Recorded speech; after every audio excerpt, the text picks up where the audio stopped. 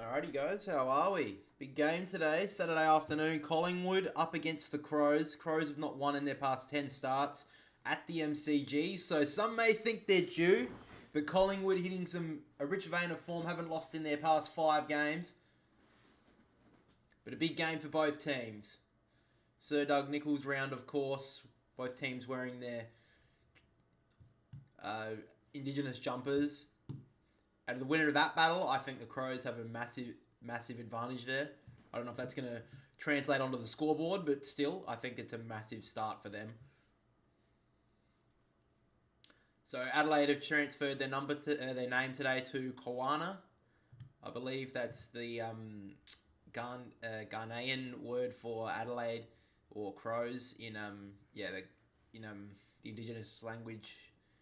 I think it's the Ghana people here. Adelaide, I don't know that, but I think that's the word for CROWS. I probably won't be able to say it too many times today. I'm going to be honest. If I say it right, I'll say it right. If I forget to say it, I forget to say it. I'm just going to be honest. The players are moving into their position now. Isaac Ranken starting in the middle of the ground. As I mentioned in one of the TikToks I made this week, or a YouTube short if you guys saw it, he's having a massive season so far. Highest goals for a small forward this year. Nick Dacos lines up in the middle as well. Gives a little wry smile to Isaac Ranken. He's ready to go. I have tipped Collingwood today, but I'm thinking the CROWS will give them a bit of a run for their money. Last year, both these teams came up against each other, and both the games were under a goal margin. So we'll see how it goes. Calm the Dons. I mean, they play tomorrow, but appreciate the kind words. Appreciate you joining the stream there, Paul. So Jake Saligo in the middle as well. Let's get the bounce going, umpire. We don't have to stand here watching them for the next 10 minutes. Let's just get the game bounced.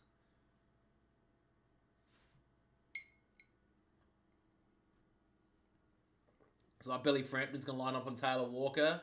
Maynard, a bit of an interesting one. Looks like he's lining up on Elliot Himmelberg, so that's going to be a height difference there.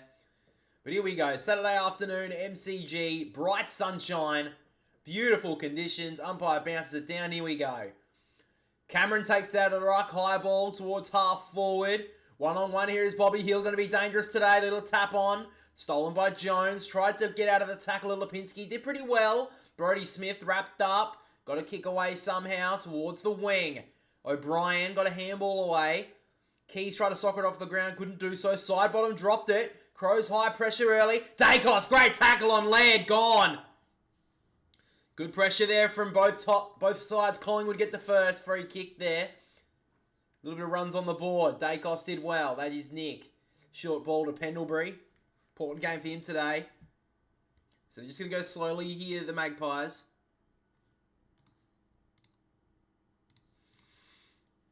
So Lipinski works inside. High ball to a centre half forward. Michael Annie's there. Takes a good mark. So Worrell is going to be a big loss for them. Obviously injured last week. The short kick from Michael Annie was terrible. Had to make Keane work back for it against his old side. Inside kicks pretty nice though. Hits up Ranken. Goes in short. Did well to work it up nicely to the captain in Dawson. He wants to give back to Ranken. Looking for an option. Inside kick. Had a little bit too much on it. Josh Dacos working back. About to get shut down. Lockie Scholl did well. Just got the handball away. Noble, DeGoey, Pendlebury, now Quaynor. Works it on the commentary side with a dangerous looking kick. Good pick up there from Hoskin Elliott. Works back inside. Did it a little bit too easily. Kicks the ball towards half forward for Cox. Did well to get it back in front. Crisp gets there with Laird. Crisp rode him out of it. Handball a little bit ill-directed.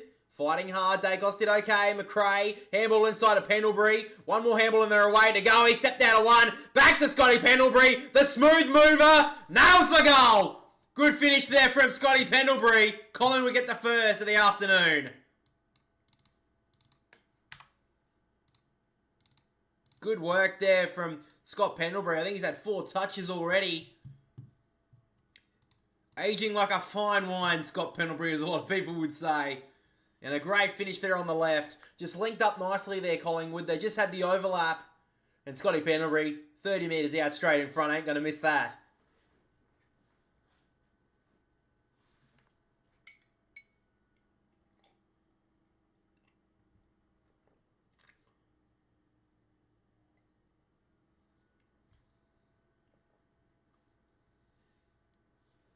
Yeah, like I said, Scotty Pendlebury had 4 touches in the first 2 minutes.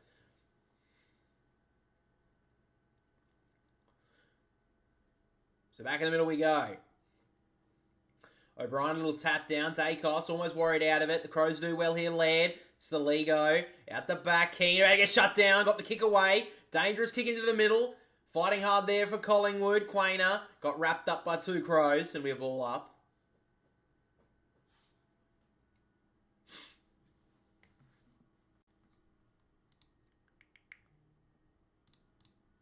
So back in the ruck. Pendlebury again gets to the clearance. Towards the commentary side wing. Michael Annie up against Hoskin Elliott. Fighting hard as Michael Annie. Tapped it out of trouble for the moment. Schultz out the back now. Dacos. This is Josh. Towards half forward now for Cox. He's out the back here. Won't have the pace. Smith. Hey, recovers nicely. Michael Annie's short little ball was nice. It hits up Hinge. So the Crows just need to take a little bit of pressure out of this game early now. Collingwood have got the hot start.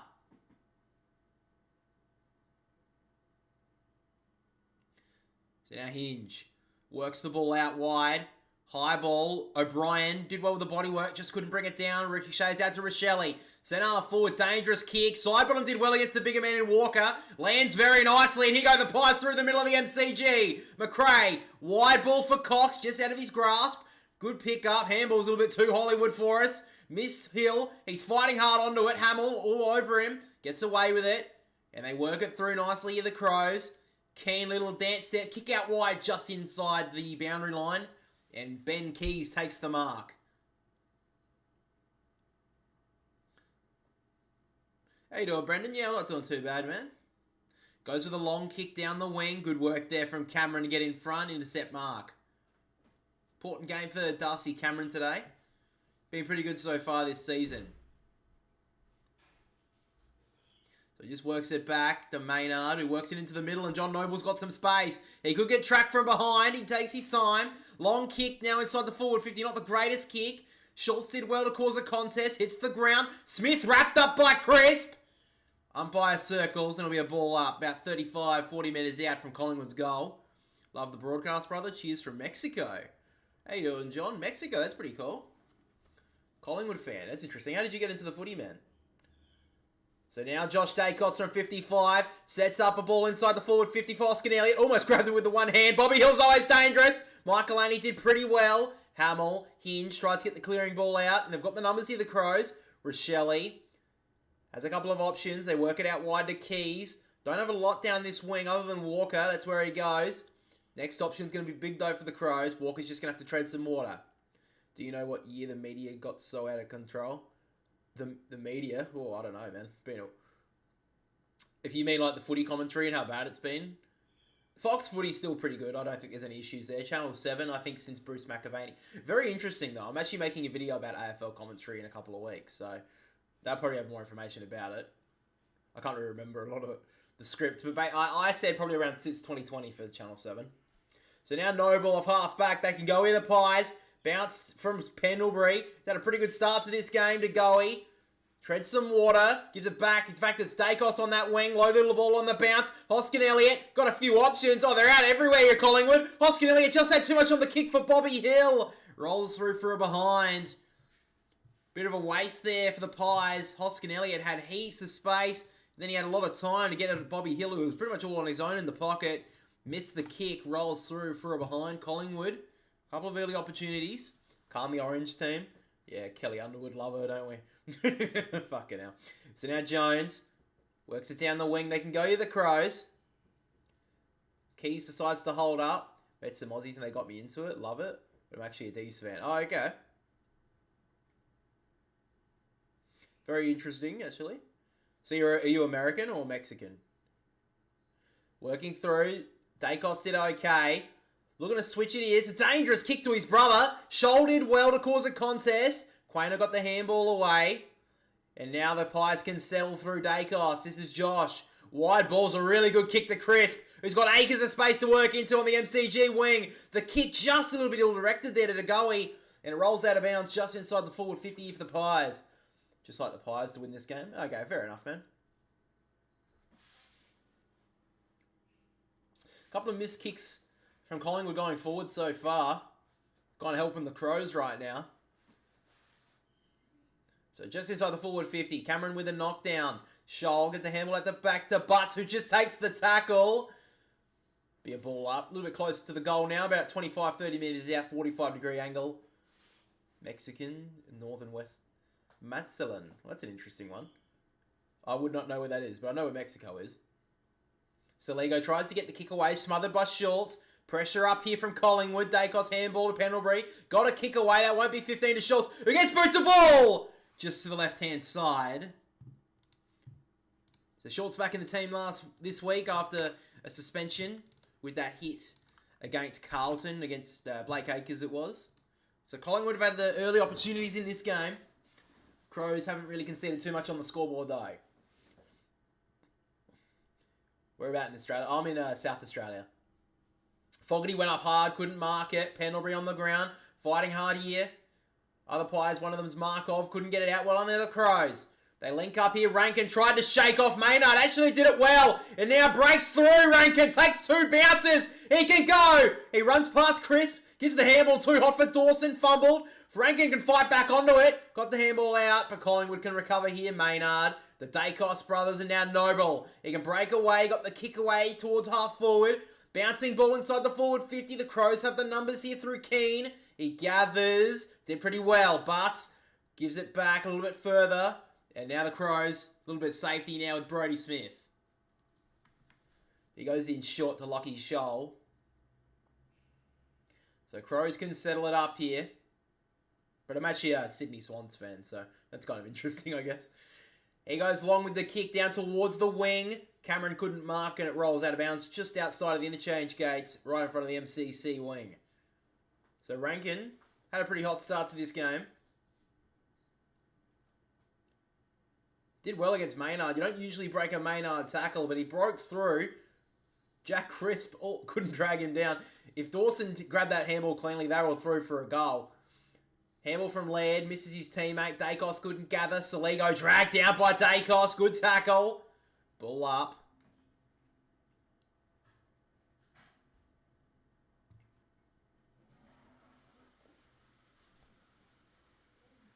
O'Brien slaps it forward. Dacos. Through to Sullivan. Handball over the top. Noble under a bit of pressure. Sullivan couldn't grab it cleanly. Crouch got the handball away. Now the Crows can go forward. Probably for the first time. Laird long ball. Sidebottom did well to get back. Cause a contest. Knocks it out of bounds. And gets applaudance from his teammates like he just kicked a goal. Love to see that. That's what we saw last year from Collingwood. Celebrating every little effort. And a good play there from Sidebottom just to cut across. Because it looked like Walker was in the spot there.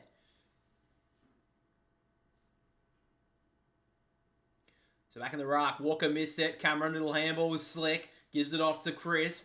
Long ball towards the wing. Hoskin Elliott up against Butts, but it runs out of bounds. So right, centre wing, commentary side, the ball goes out of bounds. Nearly about 10 minutes gone. Still 11 minutes 50 to go in this first quarter. Crows, pretty much only the first time they got inside their forward 50. But Collingwood only have a goal on the board to show for it. For their pretty big dominance in this first quarter. O'Brien won it down. Coming through smoothly there was DeGoey. Couldn't get the handball away. O'Brien can't get it away.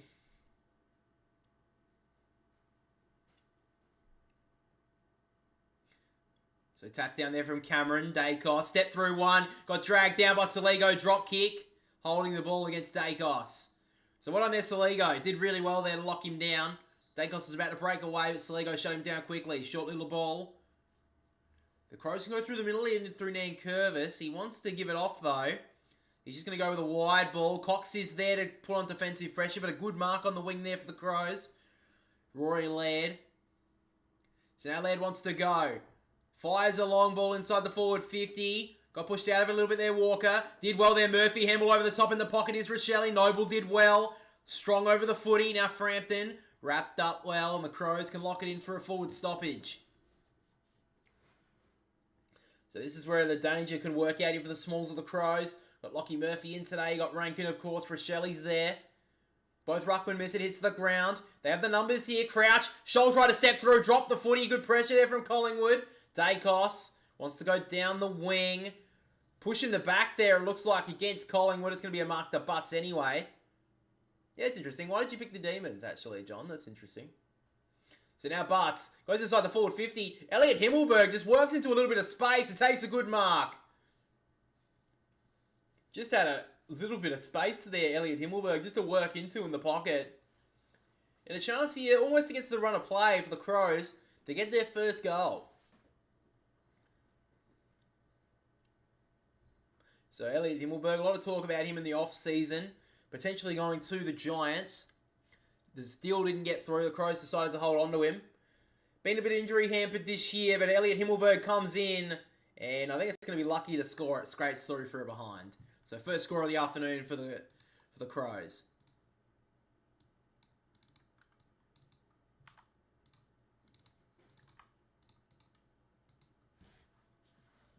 So Noble will take the kick in here for the Pies.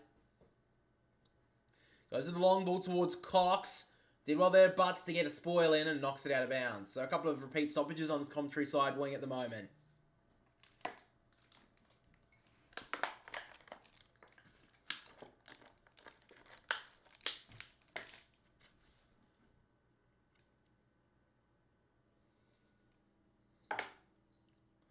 So back in the ruck, Cox won it down. Dacos couldn't grab it cleanly. Somehow ricocheted to Crisp. Inside out a ball down the wing. Michael Annie probably spoiled out of his own man. Then Curvis going back against the grain. Broke the tackle, then got legs. Should get a free kick. He did. Play on the Crows. Take it. Saligo. Crouch. Handball to the ground. Wasn't the greatest. Gathered it well though, Michael Annie. Handball over the top. Pulled Lockie Scholl under all sorts of pressure. And he's happy to just take it over the boundary line. So we're under the first 10 minutes of the quarter. Collingwood would have had the territory for the majority of it, but the Crows in the past few minutes fighting their way back.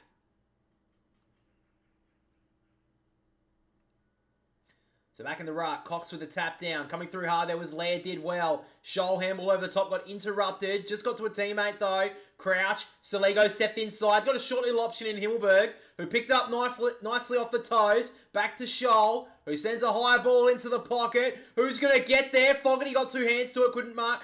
Side bottom, just got booted to ball somehow. Collingwood got 5 numbers around this ball. They can work it around, they can raffle it. Frampton down the wing, one-on-one. Good mark from Michael Annie.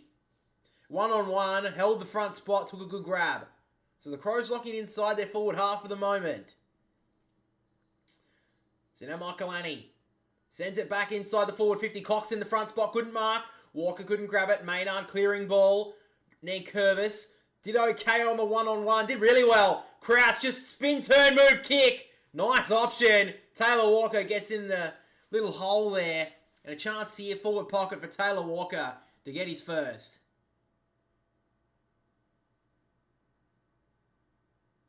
Great work there from Matt Crouch. Just got it back, pumping it inside that forward 50. They knew they were dangerous, put it in a dangerous spot.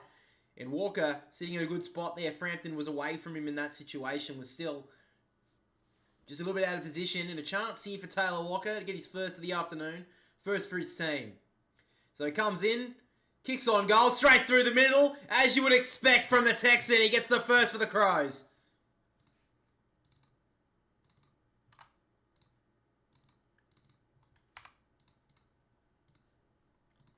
So just looking at the early... Oh, by the way, guys, the subs today are Harvey Harrison for Collingwood and Ned McHenry for the Crows. Looking at the statistics quickly. John Noble, Nick Dacos, top disposal getters with Josh Dacos, all with 8. For the Crows, it's Rory Laird with 7, and then Saligo, Michael Annie, Keane with the 6. And obviously goal scorers right now, Scotty Pendlebury for Collingwood and Taylor Walker being the 2 goal scorers in this game so far. So first goal there for Koana today, or the Adelaide Crows.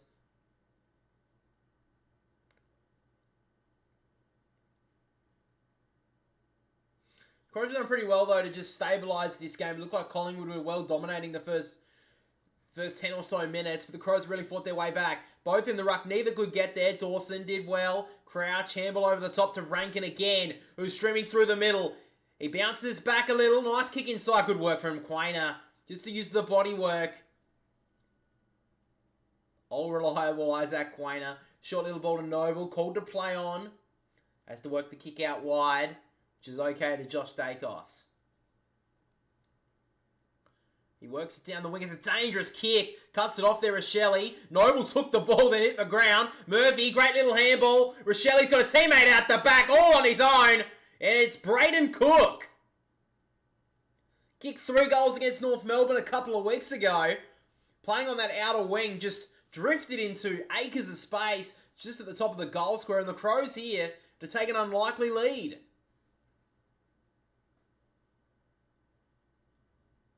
So Braden Cook, an up-and-comer for the Adelaide Crows, straight in front, 20 metres out. Won't have a problem, and the Crows take the lead for the first time. So the Crows stabilising, and now they take the lead. Good finish there from Braden Cook. Good work from Adelaide just to cause the turnover. Wasn't a very good kick from Josh Dacos, trying to go through more of a central area on the wing. And then the Crows just had the numbers out the back.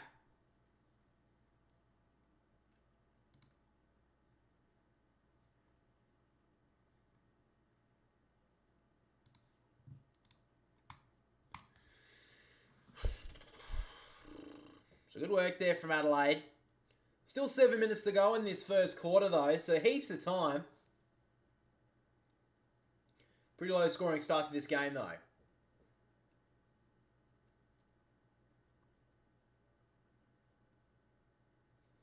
So back in the ruck. Cameron slapped it out the back, but it's all Adelaide again. Crouch handball over the top. Dawson, little tap onto Ranken, who got shut down by the goalie. Great pressure from the Pies. The goalie gets the free.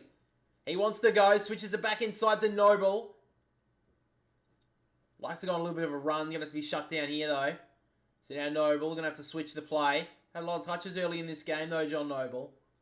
Coming from South Australia as well. Kicked down the wing, was picked up as a mid-season draftee, by the way. So now Dacos, who are you supporting in this game? Ooh, it's hard to say. My brother's a Port fan, so, you know, I'm pretty much accustomed to hating the Crows, but on the other hand, Collingwood aren't much better. I'm not really barracking for anyone in this game, to be honest. Only Collingwood, basically, because of the tip. That's basically it. Chris broke out of a tackle. Cox couldn't get it out. Now Curvis breaking through did well, and Crouch can work a short ball to Hamill, who has to go back and track it down, and doesn't have enough tarmac to bring that in. Out of bounds, forward pocket here for the Pies. Yeah, basically only Collingwood because I've tipped them. That's the only reason, really, man. I'm going to be honest.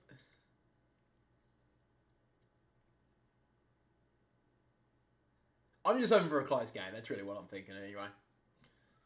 So back in the ruck we go. Brian taps it at the back. Hamill couldn't grab it. Michael Annie, good wrap up onto Goey. Now Cox couldn't grab it. Butts coming through hard, trying to break through a couple of tackles. But it'll be a ball up.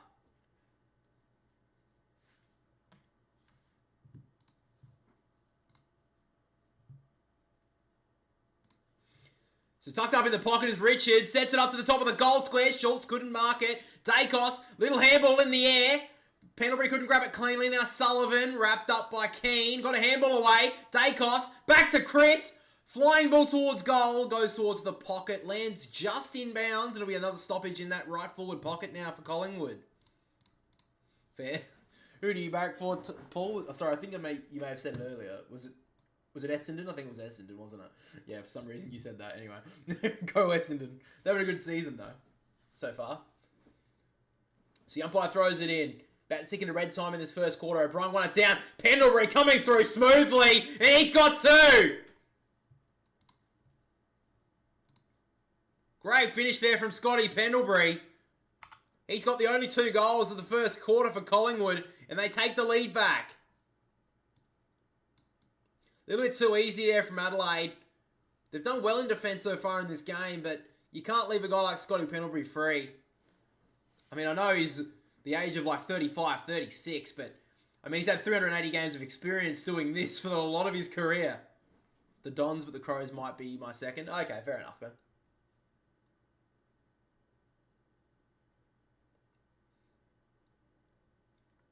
So he had 6 touches and 2 goals now, Scotty Pendlebury. Had those 4 touches in the first few minutes. I've been a bit quiet since then, but 2 goals, 6 disposals in a quarter. You take that every day. So back in the ruck.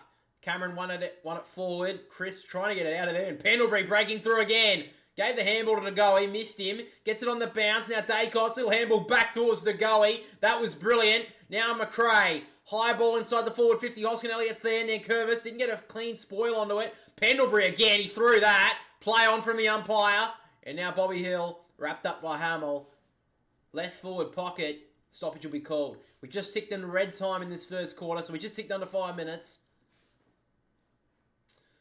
Collingwood starting to get the territory back in this game. It's the ground. Bobby Hill wrapped up by Hamill. Big job for Will Hamill today. Bobby Hill kind of set for these sort of games. Indigenous round.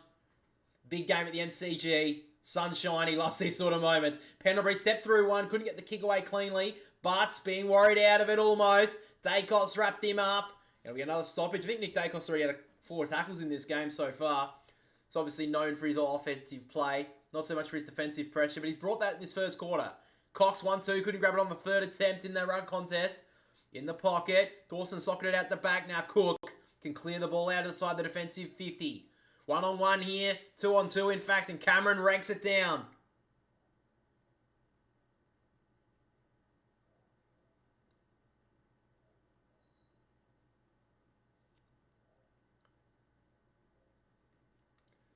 So he goes into the pocket, high ball, Hoskin Elliott's there, brought to ground, step through one there, Chris bouncing ball towards goal. Crows have the numbers here, Hinge, has to get back onto that left foot, almost got shut down, got the kick away, Fogarty went up a bit too early. Himmelberg grabbed it nicely off the ground, snapping ball towards the wing, Moore is there, got a bad bounce, did well enough to get onto it though. Oh, Frampton didn't recover very well on the Crows compression, that should be a throw.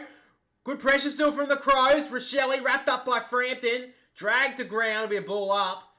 That should have been a free kick to Josh Rochelle. Frampton just dropped that on the ground. Nonetheless, Collingwood get away with one there. Oh, you got the bet on this game? Nice, nice. So you, because your girlfriend was a Melbourne fan? Yeah, fair enough, man. I get that. If you don't really know the sport, but you're getting into it. Dacos. Now on the wing, Michael Annie tried to slap it towards Keane. He did well there. Cook, handball over the top to Dawson, breaking through the middle now. Goes into the central towards the forward 50. Wasn't the greatest kick. Markov got shut down by Chase Jones. Quainer looking for the high one. Didn't get it. It'll be a ball up about 30 metres out from the Adelaide goal. A little bit unlucky there, Quainer, but I kind of thought he was looking for it, to be honest. Back in the ruck. Dacos gets the clearing ball outside the defensive 50 for the moment. Did well there, Nankervis, just to get that front spot. Noble up against Dawson. Sullivan in hard. Got wrapped up by Nankervis again. Almost in the back there to Sullivan. The Crows trying to get it out of it to some clean space, and they do now. Saligo out to Murphy. Long left footer. High ball for Walker, and Himmelberg 1-2. Almost dragged it down on the 3rd attempt. Just couldn't bring it down. Pretty dirty on himself. Had a big opportunity there. Had 2 hands on it there, Elliot Himmelberg. Just couldn't drag it down. He's got the shorter opponent today, Elliot Himmelberg. He's had Braden Maynard in the first couple of contests. Couldn't break it down there, though. O'Brien with the tap down, bouncing through. Jones to Murphy on his lethal left foot. High ball towards goal, brings it back brilliantly. Lockie Murphy gets the Crows back in front.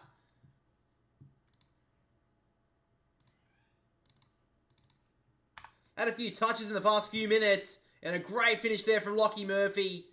Crows can take a late lead in this first quarter, maybe even take this into quarter time. So Kylie, I'm assuming you're a Collingwood fan based on that kick.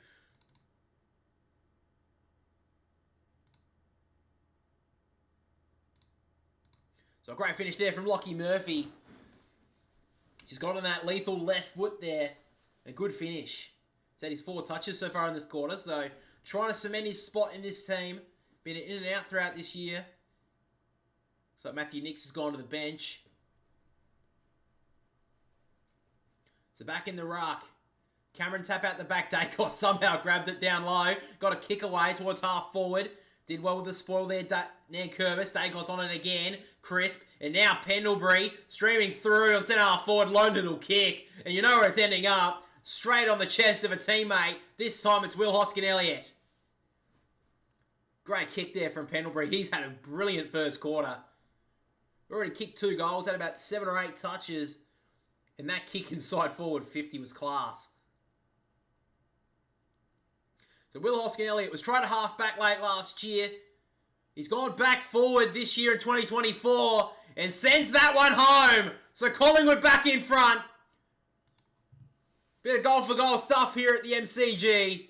And Collingwood get their 3rd. Back in front by 1 point.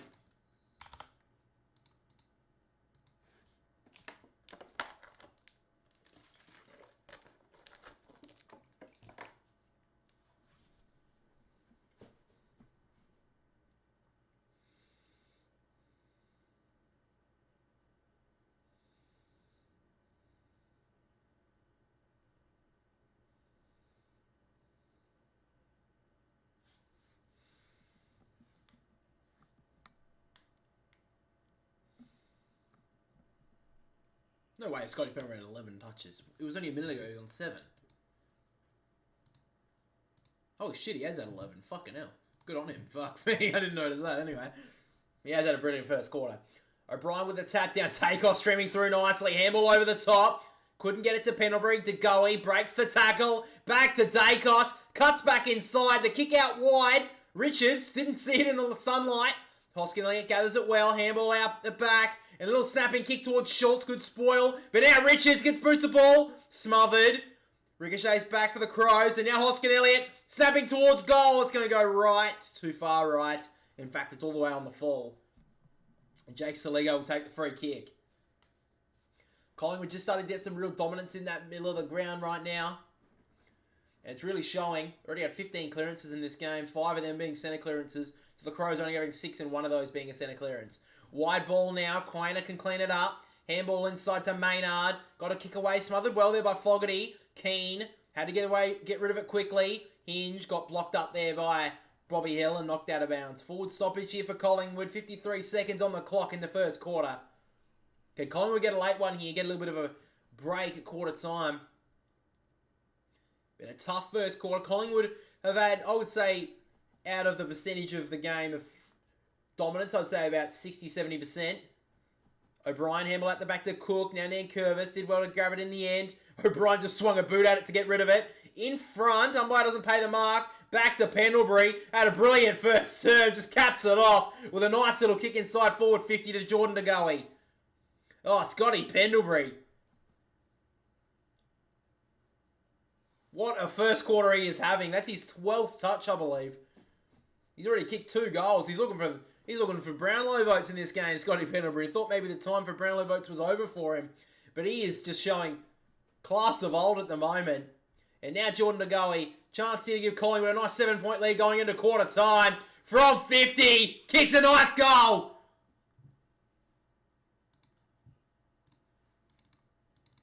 So DeGoey gets his first and Collingwood break out to a late 7-point lead in this first quarter. So about 5 seconds to go. I wouldn't expect much more to go on the scoreboard.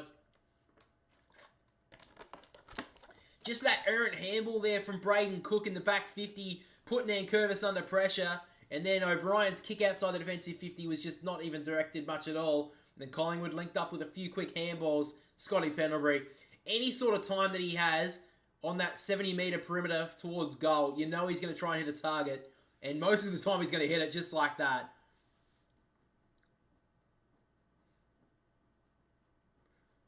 So good finish there from Jordan DeGoey. Looks like he's playing a little bit more forward today. Already had 10 touches though. That's his first goal. So back in the middle. Can we get maybe a late goal here from the stoppage? Cameron socketed off the ground towards half forward. Bobby Hill trying to put on a little move. But the siren sounds for quarter time. It is Collingwood who lead it by 7 points. Scotty Pendlebury. Absolute applaudance around the team there for him. What a massive quarter he had. But it is the Pies that lead 4-2-26 to the Crows. 3-1-19 at quarter time.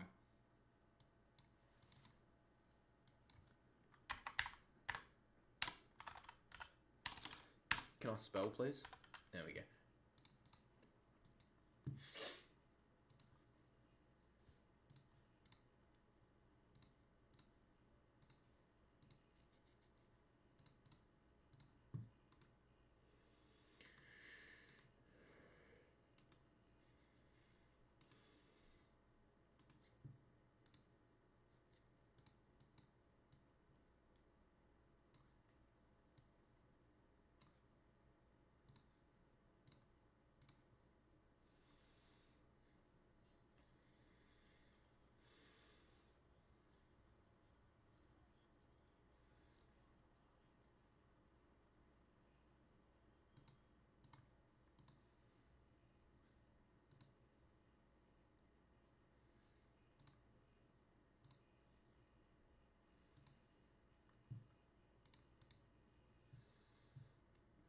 Yeah, Pendlebury's having a massive first quarter. Holy shit.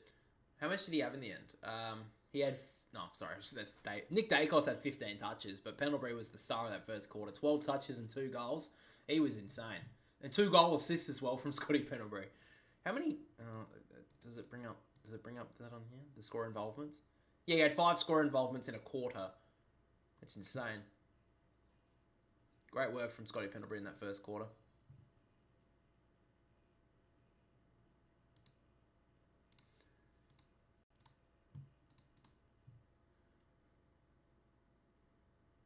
Yeah, best player by far so far in this game.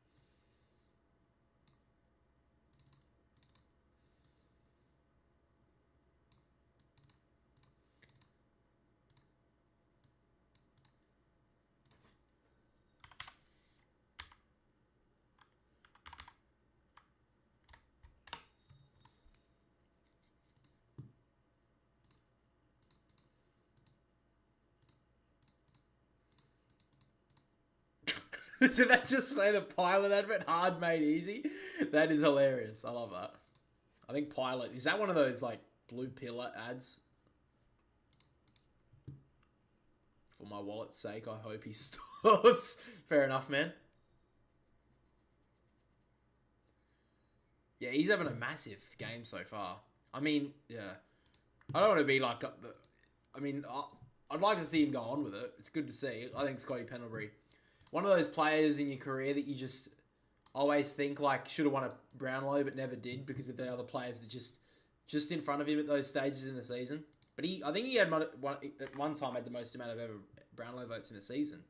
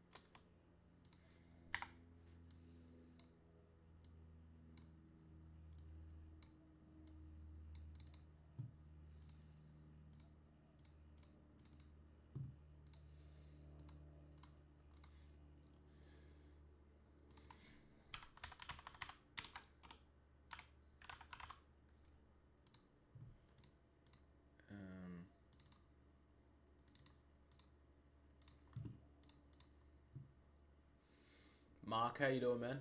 What is Travis first? I know you said that yesterday, but I can't remember what you meant by it.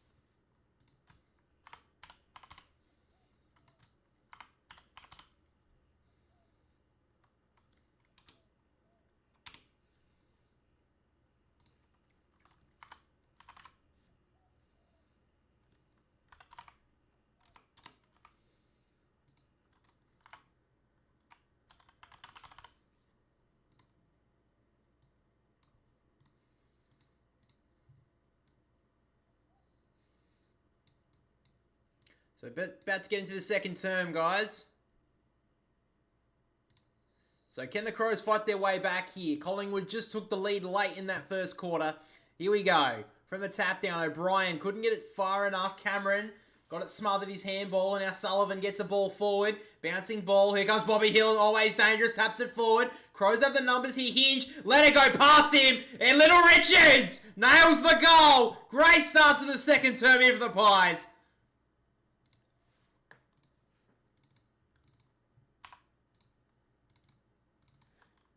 Came into the team, debuted last week. Joe Richards, and that's a nice goal. Just put the pressure on there, Bobby Hill. They're all thinking about him potentially just stealing this goal here. The Crows defenders just left Richards out the back. Hinge overran it. And it was a nice finish and a nice little celebration there as well. Collingwood get a break.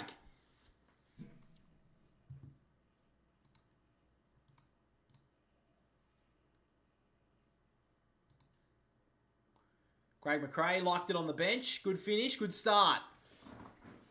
Crows have got some questions to answer right now. This game could get a little bit out of grasp if Collingwood continue to pile on the pressure. O'Brien with a tap. Pendlebury's there on his own. Don't know about that. It was Saligo, Ranken in fact, trying to get the kick forward. Cameron trying to push it out towards the wing. Laird. Hands and knees couldn't grab it. Now Pendlebury moving smoothly as he always does. Got the kick out wide. Little daisy cutter. And now they can work it through hands here. Lipinski has a few options. Works it in short. Not the greatest kick. Richards again. Has to work it back. Pendlebury everywhere at the moment. Back to Richards. They can just run the perimeter here. Noble. Too far out to score, you would say. Especially on a stand start. He looks like he's going to wind up, though. Goes with the low ball to Bobby Hill on the lead. They're all chiming in at the moment, Collingwood.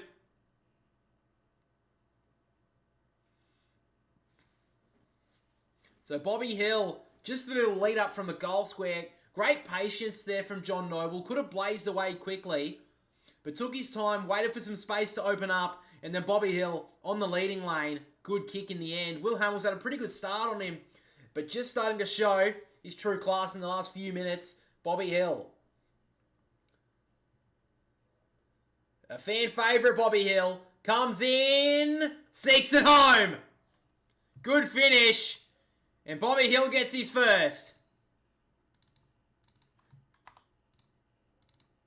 Little bit of a celebration there. I think he's going to wind up a big one later today if he gets on a bit of a run. Nice finish though there from Bobby Hill.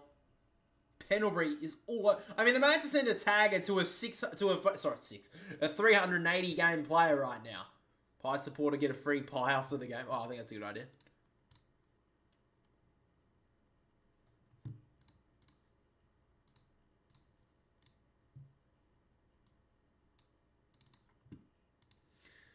So danger signs at the moment here for the Crows. They've conceded 2 quick goals in this second term. It's going to be hard for the Crows. We're going to have to start right here in the middle of the ground. O'Brien tap out the back. Dawson beaten by Dacos. Couldn't get boot to ball though. Hands and knees did want to get a handball away, but now the Crows have the numbers. Laird back to Keane. Sends it towards half forward. Out the back is Walker. Maynard just ran he was just too far in front of him then. And then when the kick just got over the back, Walker was in the perfect spot. So if they are to cause a bit of an upset today, the Adelaide Crows, this guy is going to have a real part in it.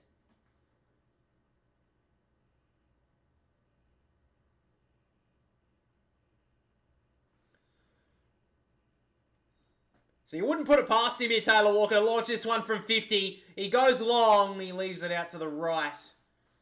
And that was a big opportunity. Goes begging there for the Crows.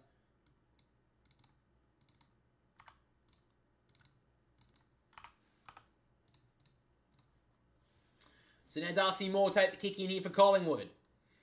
Long ball, one-on-one here is Cameron. Did well O'Brien. He gets at the back butts. Couldn't get a handball away. Now Collingwood can pressure this one up. Dacos wasn't the best handball to Noble, but they get the clearing kick down the wing. Bobby Hill dangerous. Knocked it out of the grasp of Hamill. Bouncing ball towards half forward Keane. Did pretty well. The kick to Dawson. Put under pressure by Dacos. Crows can link up here. Laird. And now Dawson. Wide little kick. Was nice to Himmelberg. They can go. Link up here, the Crows. Back to Dawson. Helicopter ball inside the forward 50. Caught in the sun. Walker couldn't grab it. Rochelle sockers it to himself to a little bit of space. Quaynor wraps him up. Great tackle. He wasn't falling for it. And Lipinski did well to get a short ball to Richards. Inside kick to McRae. Goes with a long kick. Wasn't the greatest option. Keane went back. Couldn't mark. Crows have the numbers though. Crouch back to Smith. And now Dawson. Looks like he's been sent back a little bit. Maybe to patrol that half back line. Dawson takes a bounce. Has no options. Has to go back. And he goes to Michael Annie. So the Crows just trying to set something up here. So now Saligo on the outer side. Goes in short to Crouch. Just got a bit of a hobble up at the moment here, Quaynor. They'll have to keep an eye on that one. So now Crouch. Dangerous kick to Keys.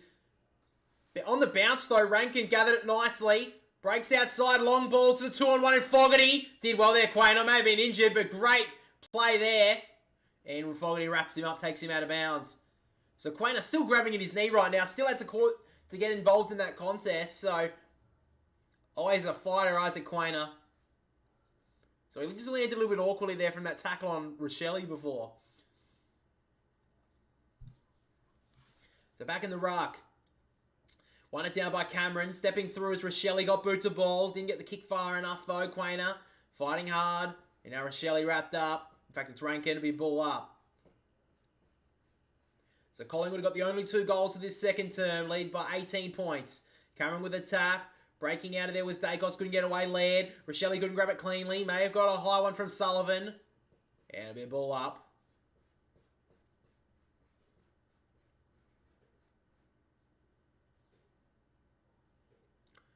Held really without it. Held in the ruck contest there, it looked like, from Cameron. But the ball's gone out of bounds on the full. Just ricocheted off of, I think it was Dawson's foot. And Dacos will be Nick Dacos getting the free kick. So Nick Dacos racking him up early. Probably only been beaten so far by 380-odd gamer Scotty Pendlebury.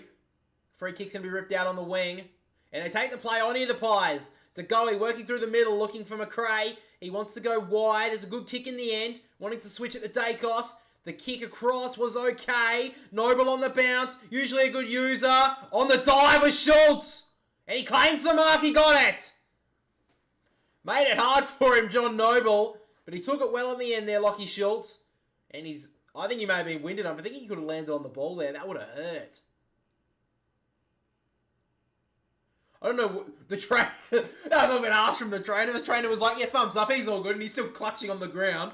That's a bit harsh. He's like, yeah, get up, man. Fucking get over yourself. A bit harsh from the trainer, but whatever. Oh, yeah, he landed on the footy there. Christ, that would have hurt. So Lockie Schultz, I'm sure he's like, yeah, he's all right. He's like, yeah, I got to take the kick though, guys. Come on. Let me take the kick and then I'll come off the ground. So Lockie Schultz was a big get in the off-season. Really hasn't lived up to the hype so far. But from his days at Fremantle, they do have a player to work with, Lockie Schultz. I'm sure he'll come along. He's going to be a really important side when they push into September this year. But at the moment, tucked up in the pocket. High ball, Lockie Schultz gets it home. What a kick. Just biding his time, Lockie Schultz, in this lineup. It may burst onto the scene. Maybe today's the day. We will go to a score review, though.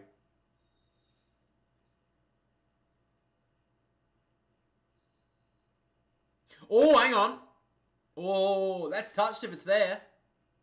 So that's where it's touched. So stop there, stop there. Now go to the other camera view. Okay, it's a goal. So it's a goal for Lockie Schultz. A great kick, and Collingwood take a game high, 24-point lead. And at the moment, the Crows under so much pressure.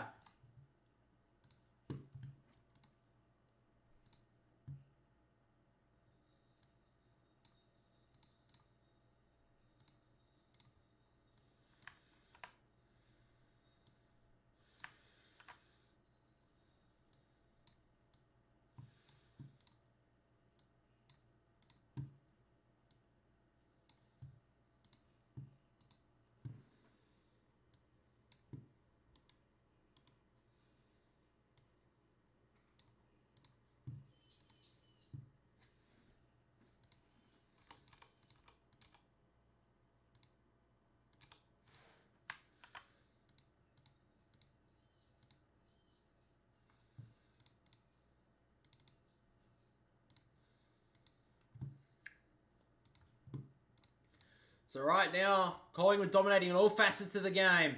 O'Brien tap out the back to Saligo, and they'll break through finally in the Crows for the clearance. High ball inside the forward 50, gets out the back. Couldn't mark there more. He's under pressure, got the handball away. Maynard just got rid of it. Cook can't get there now. Saligo needs to get into this game. Dawson, high ball into the pocket. It spirals, and it goes out of bounds on the fall.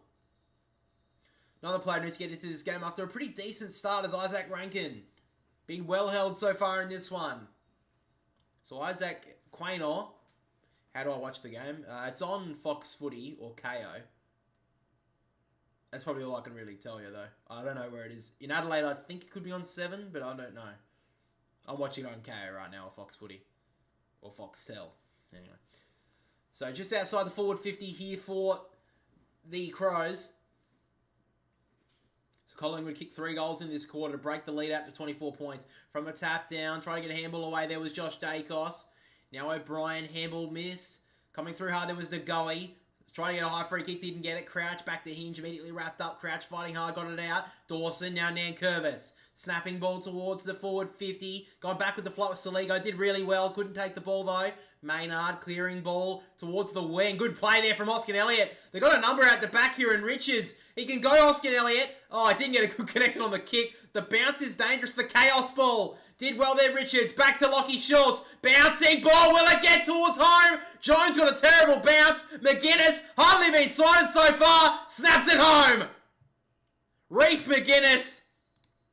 Great goal.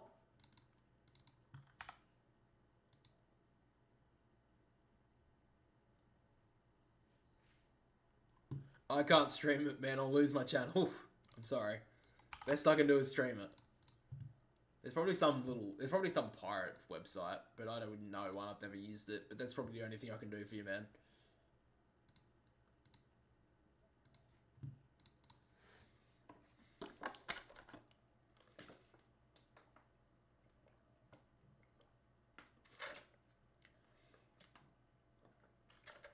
Chase Jones got really unlucky there. You would expect that to be bouncing towards goal. It took like a off-break bounce there. Or off-break? Hang on. No, it went like on left. Yeah, it went left on the kick, on the bounce when you were expecting it to go right. And McGuinness was tracking behind, but the bounce just got lucky for him. So now Cox tapped it out the back, but Himmelberg will get the clearance. Danger signs here for the Crows. Good mark there from side bottom. Been set back the last few weeks. A new lease on life, as I say that, he almost turned it over. Terrible handball. Murphy put on the pressure, but he got the handball back to side bottom, who tries to repay the faith. Bouncing ball towards the wing, and Dacos has scored it out of bounds. Right in front of the interchange gates here.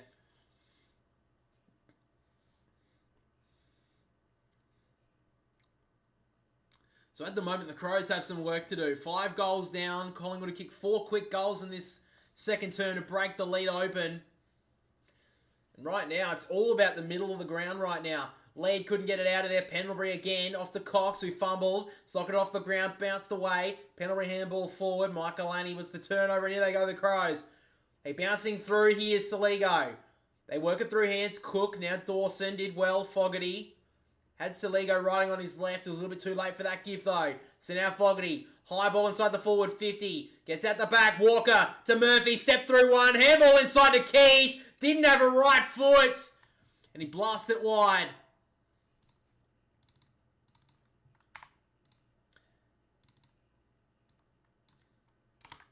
What other games will you be streaming? For the AFL this weekend, probably not another one. I gotta do some stuff with my wife tomorrow, and the games tomorrow are pretty average. I'm gonna be honest with you. I usually try to stream only the good games because I like watching them. Like, if you watch the stream of the Gold Coast Geelong game, by 3/4 time, everyone in the chat and everyone watching me was like, I was basically just trying to cheer all you guys' bets home at that point. But yeah, the Cats didn't really care. So it wasn't very entertaining. At the moment, this game could be blown out too if the Crows don't start something here. Keys gets the ball forward, a tumble punt inside, just out of the grasp of Fogarty, and more just escorts it out of bounds. Forward pocket here for the Crows. 29 points the margin. And it's interesting because in this second term, Collingwood have got 4 goals and they've only had 4 inside 50s. So the Crows have had 7 inside 50s for no goals. From the tap down, Himmelberg trying to break it out of there was Lipinski. Fogarty wraps him up. Rochelle on the ground, couldn't get it out of there. Crisp threw that away. Lipinski. And now Noble has the ball. Oh, inside out ball. Actually did okay with that kick. Shaped it well. Gets out the back. Hill fighting hard with Butts. Hill just drags it under him. Here the Crows can break away through Keys. Another tumble punt inside the forward 50. Cox brings it to ground. Now Crouch. Handball over the top. Just missed Rochelle. Just out of his grasp. Frampton wrapped up by Rochelle. Good pressure there from the Crows. It'll be another ball up. North will sure beat us. Might have to watch it. Oh, I don't know. Maybe. I don't know, man. Yeah, I mean, look, I'm not fully faithful on Essendon just yet. I'd like to see them actually beat their buddy, 6,000... How many days has it been now since they won a final? 7,000 or something? I can't even remember.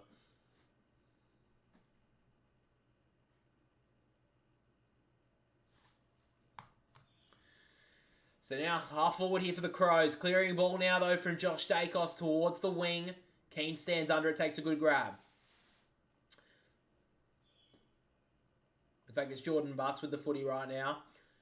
He's looking inside, but he's not really much of a good kick, so I think he's just going to go down the line here, which he does. Towards Himmelberg in a one-on-one. Cox did well to bring it to ground. Laird did well to get the handball out to Ranken. High ball inside the forward 50 once again. Working back is Darcy Moore. Good grab. Too many? Yeah, that's true. He wants to switch the play. Goes out wide to Richards, who grabbed it well. The handball, Lipinski, that was out of bounds. I saw it. How did two of them miss it? Anyway, play on. The Crows have the numbers now. They'll take the advantage anyway. Cook gives it out wide, and they go along with the kick. Fogarty in a one-on-one. 1-2. Couldn't grab it on the third attempt. Maynard fighting hard with the scrambling defence. Walker wraps up. Side bottom. Got a handball away. Moore. Now Josh Dacos tucked up in the back pocket. Goes long for Bobby Hill. Went up hard, then let it go. And he's been called for an unrealistic attempt. Umpire didn't see the theatre in it. It'll be a free kick to the Adelaide Crows.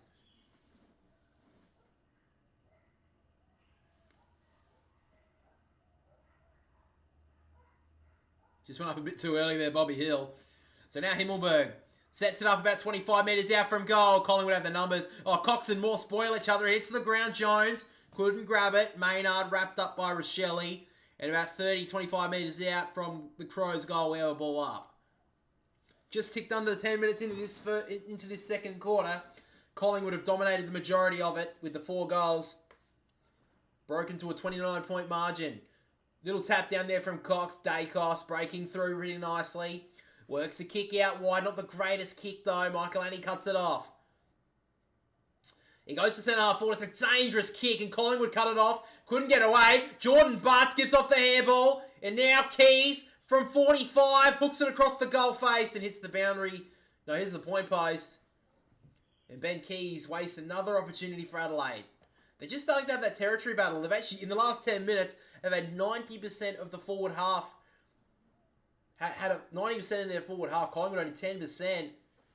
And they've had 9 inside 50s to 1. And Collingwood with the only goal of that time period. Moore sends a long ball down the wing once again. Couldn't mark. Crouch tackled well there by Crisp. McRae back to Lipinski. Handball on the bounce there. Wasn't the greatest of side bottom. Lipinski got tackled without it. Play on. Rochelle broke through a tackle. Rankin, maybe his moment. Gives the handball out to Walker. He steps past one. Taylor Walker stepping through a couple and kicks it on the full. Oh, I've been barracking for Sydney for years, though. It's not like I'm picking them now, but yeah. I got a bit lucky, though. I started supporting them when they were in 2004, 2005, just before they started to be like one of the better teams and one of the more reliable teams in the world. Idiot. In the AFL. I don't know why I said the world. I got lucky, though. Like, I mean, I could have picked them. They could have won that premiership and then have been fucking trashed since. I started barracking for them, I think, 2003 or 4. So now Moore wants to switch the play in the back 50 towards Frampton, who gathered it well on the bounce. Down towards the wings, a decent kick, did well. Cameron wants to wheel and go. He has a lot of space to work into. Towards half forward is Oscar Elliott. Tucked his long arms up, couldn't mark. Did well to recover. Inside the forward 50, Himmelberg couldn't grab it. Cox did well on the ground. Handball wasn't away. Tackled without it almost there. Himmelberg also let it go. And now Dacos snapping ball towards goal. Braden Cook did well to get back, marking in the defensive goal square. Why did you pick them? Honestly, I actually can't really remember. Honestly though, I think it was because of the colours. The red and white stood out to me. That's such a shit answer, but I think that's the reason why.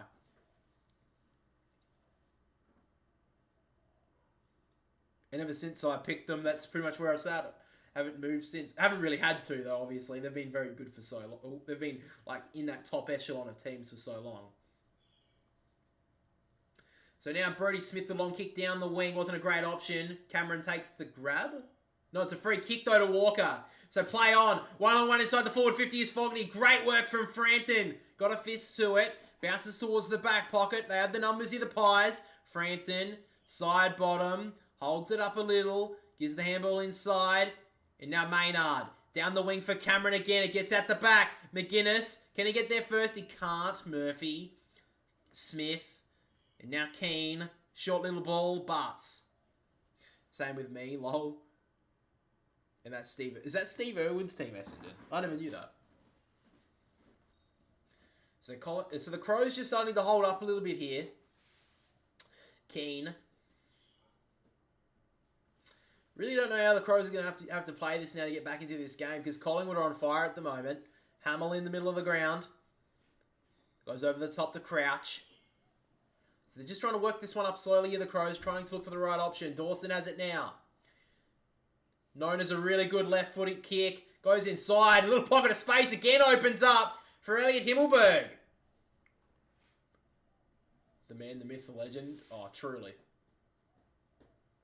Life cut way too short. So Himmelberg's done that a couple of times today. And they simply need this goal just to stay in touch before half-time here, the Crows. It's a good kick there from Dawson.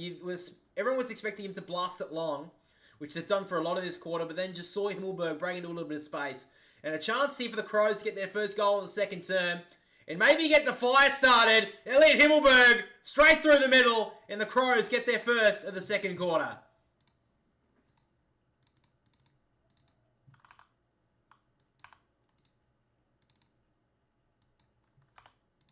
So back to 23 points.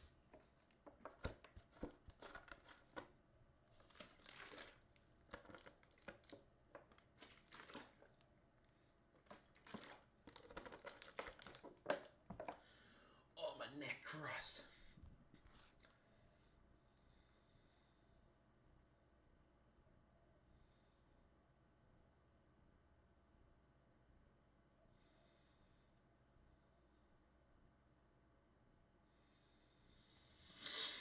So, Elliot Himmelberg gets his first goal as well. Had a chance earlier in the game, missed it. That was a good finish though. From the tap down, O'Brien straight to Dacos. Tried to get a kick forward. Wasn't paid the mark there to Goey. I think it went 14 metres, maybe 13. So a ball up there.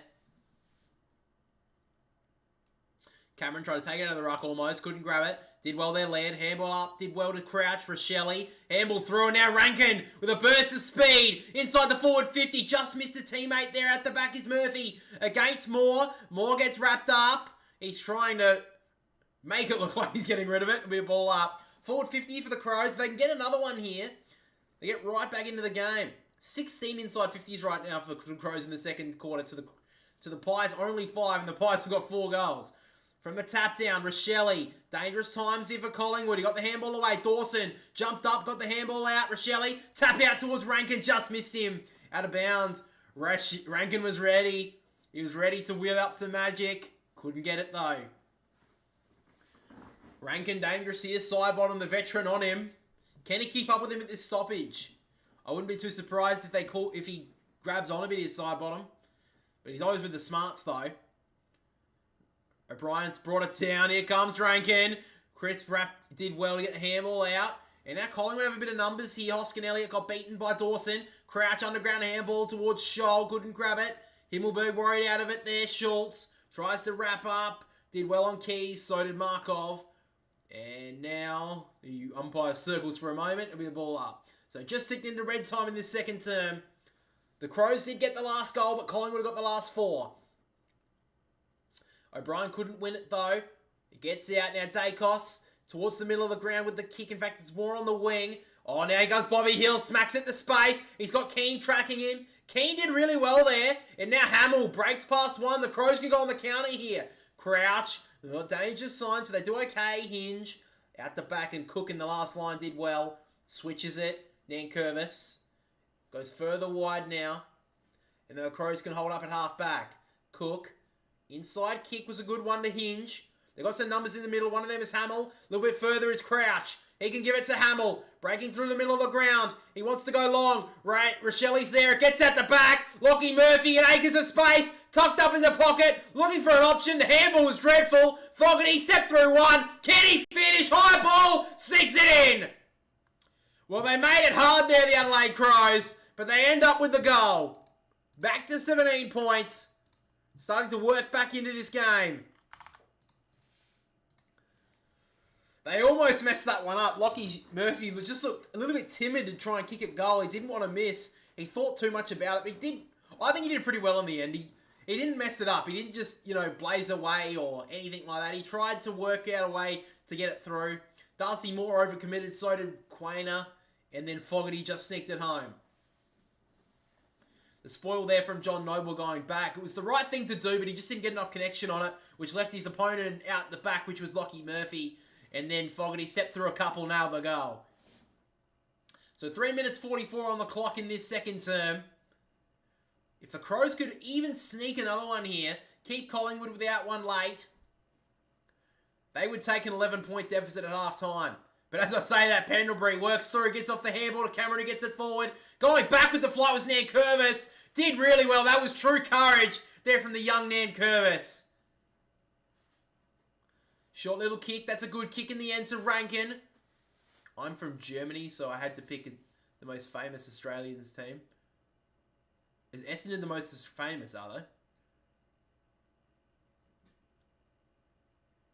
they? Do you live here now, though? So now Butts goes long. Pack of players formed. Dawson went up early, couldn't mark. Saligo stepped through one, stepped through a teammate as well. Gives it off to Jones. Short little ball. Hits up Murphy. He's been pretty dangerous so far, Lockie Murphy. He's looking for an option, but just going to send it long to the top of the goal square. Rochelli is there and glides in and takes a good mark. And a chance here for the Crows. This is a really good fight back in this second quarter to get back within 11 points. Little bit poor defending there from Collingwood. Just let Rochelli just have heaps of space in that forward 50. I didn't even know who was matched up on him. But a chance here for Rochelli to kick a big goal here for his team. Oh, okay. Sorry. Fair enough. I got what you mean, man. Oh, you mean Steve Irwin's the most famous Australian. Sorry. That makes more sense. Oh, Rochelli. Oh, he snuck it in, though. He had that left out outside the right goalpost from 20 metres out. Somehow the ball had time to come back. And a goal there for Adelaide brings it back to 11 points.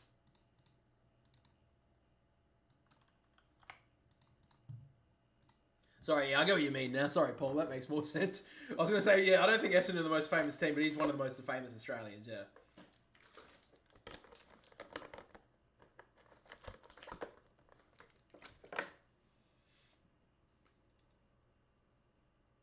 So Lockie Murphy having a really good first half. Yeah, he knew off the boot it wasn't a very good kick, but he has a smile on his face and he gets it home. So at the moment, Collingwood got a little bit more of a fight on their hand. Now Saligo breaking through, just left the ball behind. Dacos took it well. Handball to Noble. He did well to gather it on the bounce. Now to Goey. Working it forward towards half forward and Sullivan. Kept it in bounds. Both the 33s here. Sullivan thumps it forward. Couldn't mark there. At the back was McGuinness. Couldn't grab it. Now Keane. Saligo says, get it out of there. Quainer goes up hard. Couldn't mark. Fighting through his Dacos. Wide handball to his brother in Josh. He looking for the perfect option. Cuts it forward. Up goes Hill. Couldn't bring it down. Ranken. Handballed it. Bobby Hill cut off that handball. Bobby Hill about to get into his work and it runs out of bounds. Nice. I was sweating the first half over. How much time left? Oh, sorry. A minute and a half. Minute 34 on the clock. Locked up in Collingwood's forward 50 at the moment. Yeah, I would have been sweating too, Scott. It was a pretty dismal first 10 minutes this second quarter for the Crows, but they've definitely fought their way back. Cox with a tap down to Goey coming through, almost by himself, couldn't get it. Crouch to Rankin, just got it away in time. Long ball for Himmelberg, so is Frampton and Moore at the back, neither could gather. Maynard gives it off to Quainer, handball over the top, missed Josh Dacos, coming through against the grain, there was Rankin, surely he was out of bounds, wasn't. Himmelberg stepped through a couple, did well. Ranken ducked their head, got the handball at the back. Saligo got a high one, play on. They did well there, the Crows, to work that through, all that pressure. Long ball for Dawson. Did brilliantly there, Jordan Dawson. Deserves a free, not going to get it. Handball to himself. Got a high one from side bottom. Surely there's a free kick in that for Adelaide. Not going to get it. Holy crap, that was a free kick. Side bottom was all over him. Hard done by there, the Crows. Cameron tapped it down to go. He got taken without it almost. Handball out wide to Crouch. He goes with a long handball, did well. Ranken getting into a bit of his work. Tried to nutmeg the handball there through Maynard. Didn't do well. Side bottom, long spiral towards half forward. About 30 seconds left. Jordan Butts has got a lot of Collingwood players tracking him. Did really well just to lock it in with the rainbow undies. Gets locked up. 30 seconds to go in the first half.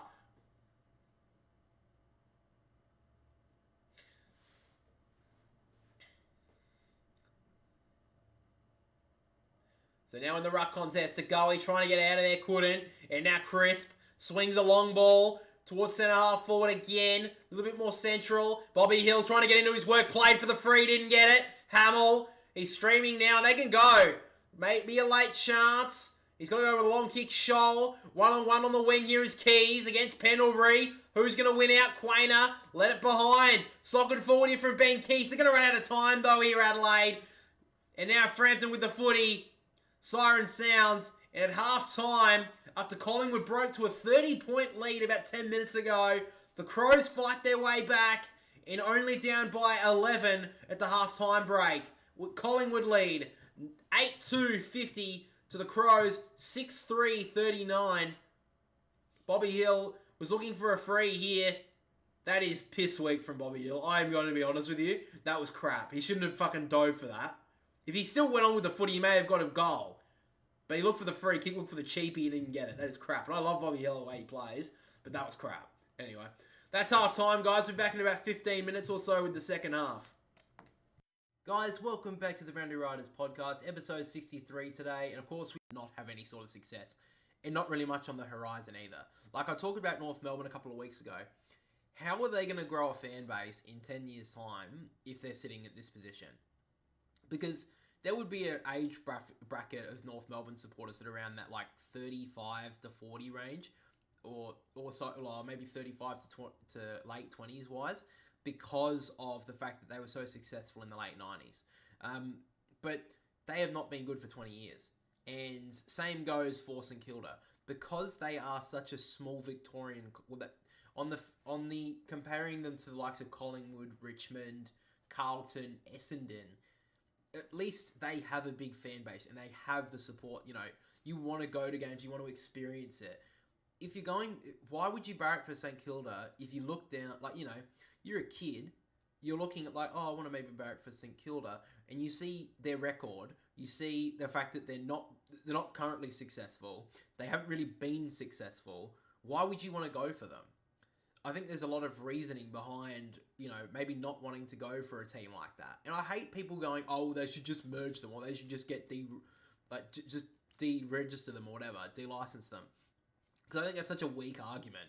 But I think it's a weak argument on the fact that, like, they've had a history of 150 odd years in the AFL, VFL. I think it's just a pretty crap act to just delist them or whatever after, you know, that long history in the AFL. I think it's a lot harder now to delist a team or to merge them than what it was when Sydney did it, which was the last real merger or relocation or whatever.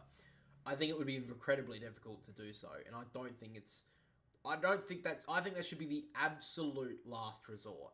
And right now, North Melbourne are a lot closer to that than St Kilda by a lot, I would say. But I don't think North Melbourne should be relocated or just taken off or merged with someone else. I don't think that should be the case. I think they need to do a lot more. I can't believe I'm saying this, but I did agree with Eddie Maguire about the fact that North Melbourne should be focusing a lot more on the Northern Victoria area and trying to grow a fan base there.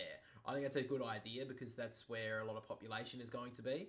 And I don't necessarily agree that population is everything. I did say that a lot of times in my 20th AFL team video, because you need to have actual support there. Because if you've got a huge population and no support, no one's going to follow your team or no support of football. That's why I think someone in the comments is like, "Oh, population is a big deal because there's the numbers there." And I said, "Well, with that argument, you can say that Los Angeles is a good or America's a great spot because of the population numbers. It's like there's no interest for football there." That's why he was saying, like, I think someone said, like, the likes of New Zealand should get an AFL team. And it's like, bro, yes, they have a population, but they have little to no interest in AFL. So they're not. You can give them the numbers, but they're not going to come on the fact of, like, Tasmania. I agree to deserve the team, and they will grow a team there, I believe, because they've got a population of, like, real patriotic supporters. I know it's an American word, but the patriotic Tasmania. I believe they will build a team. And the thing is, they're not taking a lot of supporters from other teams, like a team would like from SA or WA. So I just really don't like. I really think that North Melbourne do need to look in that area, but I do think there needs to be a lot more other options as well. And if they give them more, we're not going to get into North Melbourne. Let's just stop there. Let's get back to St Kilda. St Kilda do need to do something though. They need to land a big fish very soon because right now their midfield is one-paced. Yes, they got Liam Henry, but he's played a couple of games. There's not a lot to see from just yet. I think that they need someone to help Max King, and Max King's got a lift as well. That's a pretty obvious statement. I think any St Kilda fan would be pretty disappointed with how he's performed this year. Tim Membry's actually done really well so far this year. I think he deserves a lot of credit. Obviously, with the off-field stuff and the mental health issues that he did have late last year, still going on, I'm sure. He has had a very good season, so he deserves a lot of credit for how he's played, because a lot of St Kilda's forward line have not. And they've had a few injuries. Filippo came out, but we'll talk about that in a minute. But I just don't know about how St Kilda are going to go for the rest of the season. I think they're in dangerous spots right now because they may go and try and land a big fish, the likes of David Uniacke's being talked about, or Hugh McCluggage. But why would you want to go there? Maybe, look, David Uniacke, I'd kind of understand because he's playing for North right now. But I don't think that's a real big land. Let's be honest. I don't think it's a big land. I mean, they've already got that type of player. They've got Windhager as the younger one, or Jack Steele, and then a veteran more is Brad Crouch. They've got those three. Those three are basically the same midfielder. Let's be honest. So they need a runner. So Hugh McCluggage, I think, would be a great get for St Kilda. And I think he adds something a lot different because he's a pretty decent kick of the football. He can play through the middle of the ground. He's a very good. He runs back and forth. He's always run. He's back in the last line of defense. He's also kicking goals down the other. Well, kicking behinds. He's not a very good kick for goal. But you know what I'm saying. The likes of Luke Davis-Uniacke, I don't think it's that big a deal to get. I don't think that's a one they should be. I mean, if he wants to go there, get him. But don't pay overs for him either. They need to start building a team, and they need to start building the forward line as well. I think their defense is pretty good. I don't think they need to really do much around that defensive area. I think St Kilda have, proven to a lot of people now that defensively they're a fine team, but the rest of their team needs some help desperately.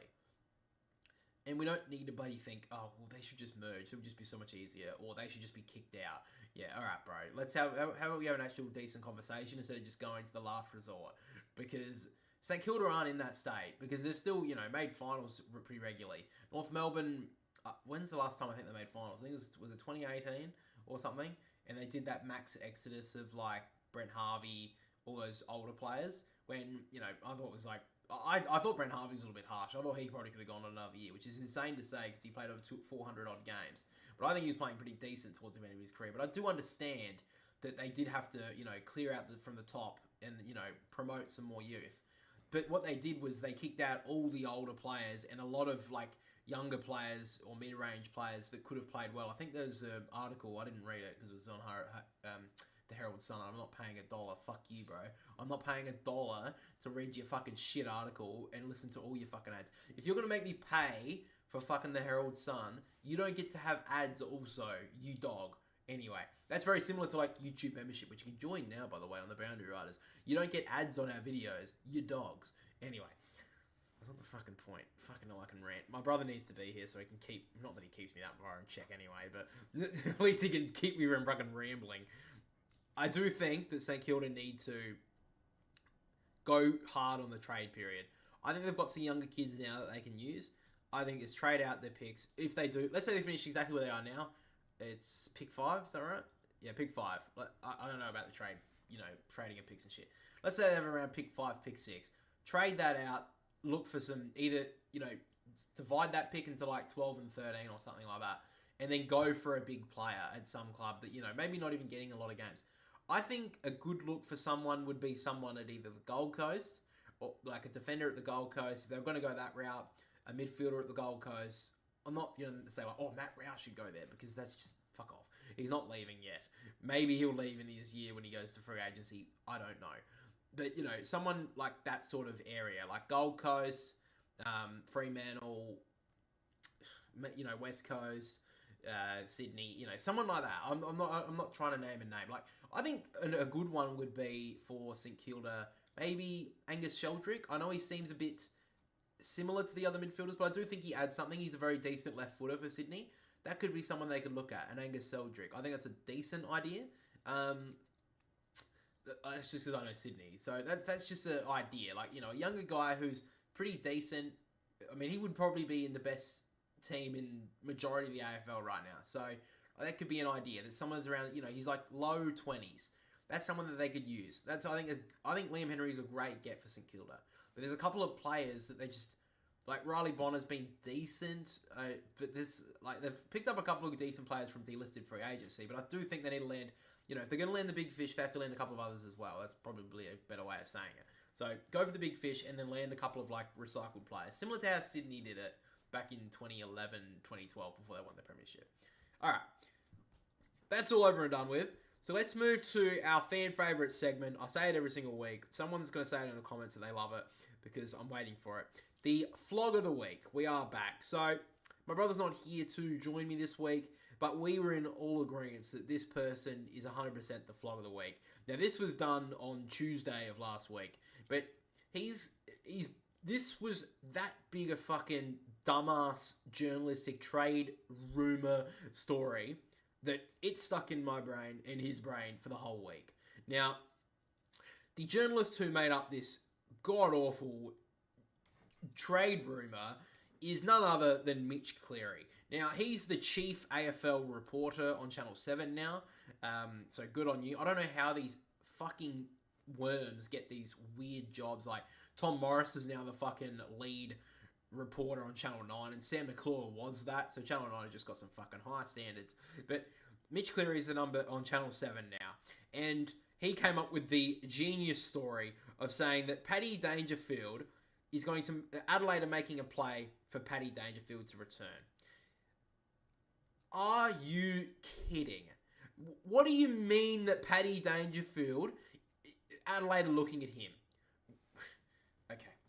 Why would Adelaide look at him for one? They've got Jordan Dawson in there. They've got Rory Laird there as like the chief midfield players. Like as the, older bodies. They've also got Matt Crouch in there. They've got Jake Saligo running through there at the moment. They've got Isaac Ranken running through there at the moment. And they've got Joshua Shelley running through there. They've got a couple of younger players as well in their Sandful team that could potentially push into that role. Also the likes of Sam Berry as well, who hasn't played the last couple of weeks, which is a bit surprising. But that's another option. And they're planning on looking for really someone big in the trade period this year. We've already heard Errol Goulden. That's obviously out. But there's a couple of other players. So why would they go for a 34, 35-year-old Geelong player who... I don't want to say betrayed, because I don't think he did betray Adelaide. I think he did everything he could for them before he did leave. But he did leave at the end of the day. And there was a lot of talk about him staying at the Crows. So why would they go for a aging midfielder who's definitely not at his best anymore? Why would they do that? So for him to come out with a story like this is fucking ridiculous. And the best part about this is every single person is just making fun of Mitch Cleary. So... he probably had to deal with it at school quite a lot. I would understand. So I think that's how, journalists become, you get absolutely bullied in early life.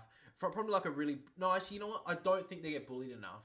Because they're probably in these high-privileged high schools, private high schools, that, just don't hear any problems. They never had a problem in their life. Their mummy and daddy paid for everything. Probably got them the job. I don't know if the mum accidentally sucked off one of the Channel 9 or Channel 7 executives. Who knows? Anyway... every single person is making fun of Mitch Cleary, which is absolutely hilarious. Max Holmes, just a quick little lol on Instagram with a little post. I love that. obviously a teammate of Paddy Dangerfield. Do you think that anyone, like, let's talk about players that, have been linked to clubs. Davies Uniacke for North Melbourne, Hugh McCluggage, even Bailey Smith. Let's put out Bailey Smith as one, okay? Has a Western Bulldogs player came out and said, lol, to a Bailey Smith potential move at the end of the year? No, because they probably know there's a chance of that. The fact that Max Holmes comes out here and says, yeah, that's not fucking happening, bro. What a fucking idiot you are. Basically, with a little... Look, this was what I'm reading into with those 3 letters of lol. Basically saying, yeah, you're a fucking idiot, Mitch. Why would you report that? Who the hell told you that? And why would you take that as face value? Did you hear that from the local crackhead on the road and think, oh, yeah, that's probably fucking legitimate. I'll put that as a report and say that he's a chance. And why would Channel 7, because he would have to report to a producer and stuff, why would he let him do that? That doesn't make you look credible either. It makes you look like a fucking dumb TV show. Because I think this was on there... Was this on Talking Footy? I think it was on Talking Footy. If that's even still a program on Channel 7. I don't know. I don't watch Channel 7 anymore. But the fact that this even got a run is fucking ridiculous. And the fact that no one turned around to him and said, hey, Mitch, don't report this because you were going to get raked through the coals because this is moronic. There is no way in hell Paddy Dangerfield... Sorry, the Crows are looking at Paddy Dangerfield, you moron. Another comment I want to read here is Daniel Gorringe as well. Obviously... was a star Gold Coast player and Carlton legend. I think he won a couple of Brownlows. But he did say, I can't tell if this is taking the piss or not. So, I'm pretty sure that's a couple of people who think you're a fucking moron, bro. Taylor Walker came out and said, I find it very unlikely, to be honest. He's 34. He wanted to go home to be with his mum and dad. But it is a good joke. So, Taylor Walker, current Crows player, don't think he's too interested in Paddy Dangerfield coming to the club. And Stephen Rowe also said on the news on his TV show that it was just ridiculous, but I can't be bothered playing it. I'm sure you can find Stephen Rowe having a bitch about it. But agreed. Another person in the area that's pretty connected to the Adelaide Crows saying, why are they going to do that? There is no substance to this story. So, Mitch Cleary, you are our Flog of the Week nomination. You're equal right now with Josh McLean. So, if you can't remember, a couple of weeks ago, we talked about Josh McLean going to the airport when Daniel Rioli was on his bye. He was on holiday up at the Gold Coast. And for some reason, he ran up to him and said, like, oh, how do you like the Gold Coast Suns? And, like, how were the facilities? And it was like, yeah, bro, you're a shit cunt. But anyway, this is an absolute fucking joke of a story. Mitch Cleary should be fucking ashamed of himself for even thinking that this... Because this is just 100%... clickbait bullshit. There's no way in hell that Paddy Dangerfield would be looked at by the Crows. There's no way. This team is, on the verge of finals. Why would they go backwards? Okay? If they do this, they're stupid. But they're not going to. The Crows aren't that stupid. There's no way. So, for him to even fathom that this is an idea, 100% clickbait bullshit. Pull your head in, Mitch. I know maybe Sam McClure's rubbed off on him too much because they do that shit, that fucking podcast, I think the Tradies, where they basically sit there and Mitch Cleary, I remember sat there and I saw a couple of TikToks of him sitting there going, why did you say that Carlton were going to be premiership favourites and calling people stupid if they weren't the premiership favourites, and then all of a sudden the week after you were saying that Port Adelaide were making the grand final against Collingwood? Why are you that dumb? And Sam's like, look, I don't know why I got such a run. I'm just a big clickbaity idiot who fucking puts about 3 kilos of gel in my hair. Okay? So maybe Sam McClure's rubbed off on him too much. Maybe there's too much hair gel, like it fucking went into his fucking brain or just flicked off into Mitch Cleary's head and it just accidentally morphed into his thought process, morphed into Mitch Cleary. I don't know. But deserved. 100% deserved, Mitch Cleary. You're an absolute shit stain for... even bringing that to, trying to broadcast yourself as a legitimate football journalist, which I know is very fucking difficult which is very fucking few and far between these days, and come up with a story like that. Just get over yourself. Anyway, let's move on, guys. That's the end of our Flog of the Week segment, so let's move into our tips for round 10. Now, my brother has sent me through his tips, so we'll go through them as well. But we'll start on Thursday night. Up in Darwin, very interesting game. Geelong versus Gold Coast. I have gone Geelong. Friday night, Sydney versus Carlton. I have gone Sydney. On Saturday afternoon, I've gone Collingwood over the Crows. Saturday evening, I've gone the Giants over the Western Bulldogs. Saturday night, I have gone Fremantle over St Kilda. Saturday night as well, I've gone Brisbane over Richmond. Sunday, the early game, I've gone the Bombers over North Melbourne. Sunday, mid-game, I've gone Port Adelaide over Hawthorn. And the final game of round 10, I've gone Melbourne over the West Coast Eagles in WA. So my brother has gone the Gold Coast Suns over Geelong. He's gone Sydney over Carlton, Collingwood over Adelaide, GWS over the Bulldogs, Fremantle over St Kilda, the Brisbane Lions over Richmond, the Bombers over North Melbourne, Port Adelaide over Hawthorn, and the Melbourne Demons over the West Coast Eagles. So first of all, we'll go through the one difference we've had this week, which was the Gold Coast Geelong game. I'm going Geelong because they've lost their last 2 games, which has been very tough. I do think that they were going to due to lose, but last week was very disappointing. I know they did catch back and nearly beat Port Adelaide, but the fact that they were 49 points down against Port Adelaide, that was not playing their best team either. They were playing a lot of different players. Port Adelaide dominated them in the first quarter and a half, nearly 2 quarters. The fact that Geelong got beaten that bad, I don't think that's going to happen again. They will miss Jeremy Cameron and maybe Tom Hawkins if he's rested, but honestly, with the conditions up there, I don't think that's a bigger deal. As we're back as a lot of people for the second half.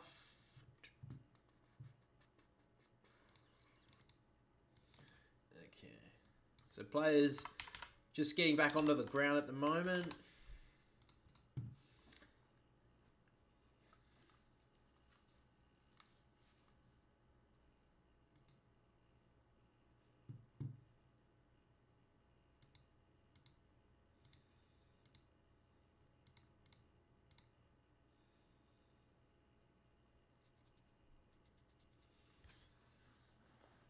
So, the second half about to get underway. Collingwood led it by 11 points. The Crows had the momentum going into half-time.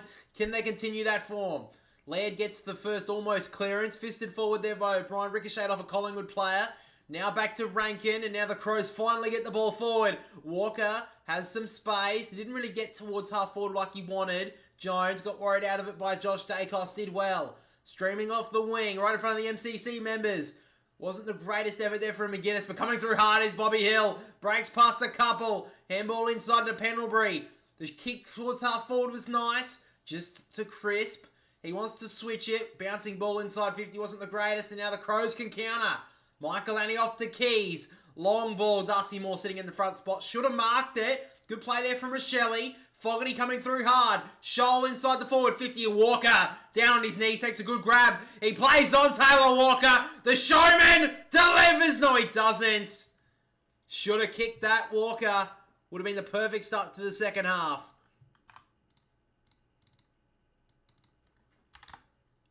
So 10 points the margin.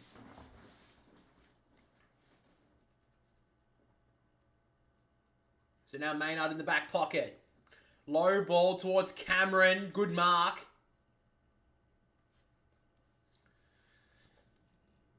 So Darcy Cameron has the footy at the moment. Got a short option into Goey. That's where he That's where he goes. Wasn't 15, so has to play on pretty quickly. Good mark there from Crisp on the wing. He wants to go. He's got Dacos running shotgun. That's where he goes to now.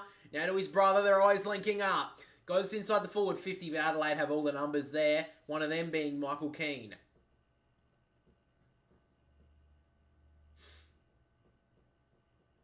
So he works it in short.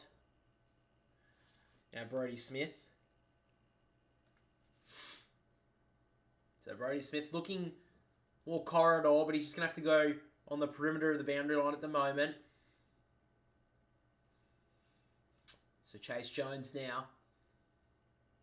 He still wants to go inside the middle of the ground, but there's just no option, so he's just going to have to go tracking down that boundary line of Fogarty. Like a defender, thumps it out of bounds.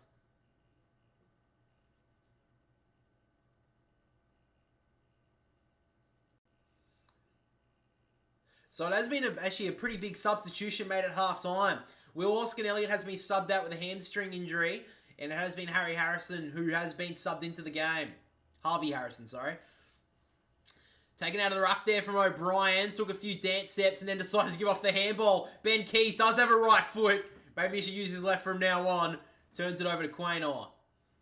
Short little kick to Nick Dacos, wasn't 15. Kick inside's terrible, turned it over. Now Saligo, inside kick came off the instep. Himmelberg, little party trick over the top, turned it over, and now the Pies can go. Harrison, they work it through hands, and now Nagoi through the MCG.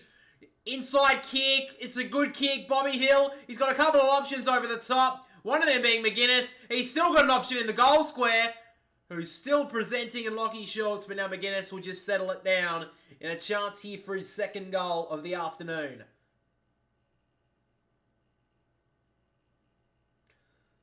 Just a little bit easy there on the rebound there, the Crows. They overcommitted on the attack, and then out the back, Collingwood had heaps of numbers. So McGuinness, he's had one touch so far, one mark and one goal. All of them were involving the mark was involved in this one. The disposal and the goal so far. He's just working on low numbers right now, McGuinness. But he's kicked 2 goals. I guess that's pretty much perfection for a game. If you think of it that way, low disposals. But every single goal has been involved in a score. Every single touch has been involved in a score. Good finish there from Reef McGuinness. Trying everything he can at the moment to lock his spot in this side.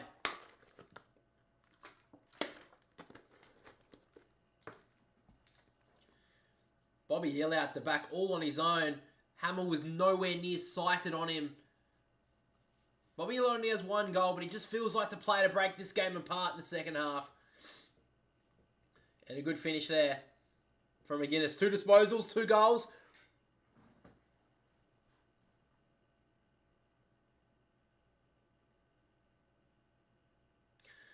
So back in the middle. Can the Crows continue their form from the middle of the ground they've had so far? Ranken bursts away. Inside the forward 50 he goes. Walker's there, so is Fogarty. Frampton got a spoil, wasn't the greatest. Walker trying to tap it to himself. Moore went to ground. Could be in a bit of trouble. Umpire says no. So the Crows haven't started the greatest in any of the quarters so far. They need to really fight back here. O'Brien fighting down. Rochelle step through. Walker, long handball. Himmelberg, can they break away with space? Jones can't. Dacos let it go. Himmelberg, great pressure. Another ball up, about 35, 40 metres out. Pretty much straight in front of the Crows' goal here.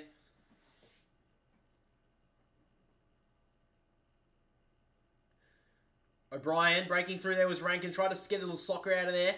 Himmelberg trying to step through a couple. Out towards Dawson. Hamill, short little kick on the bounce, throw to Shoal.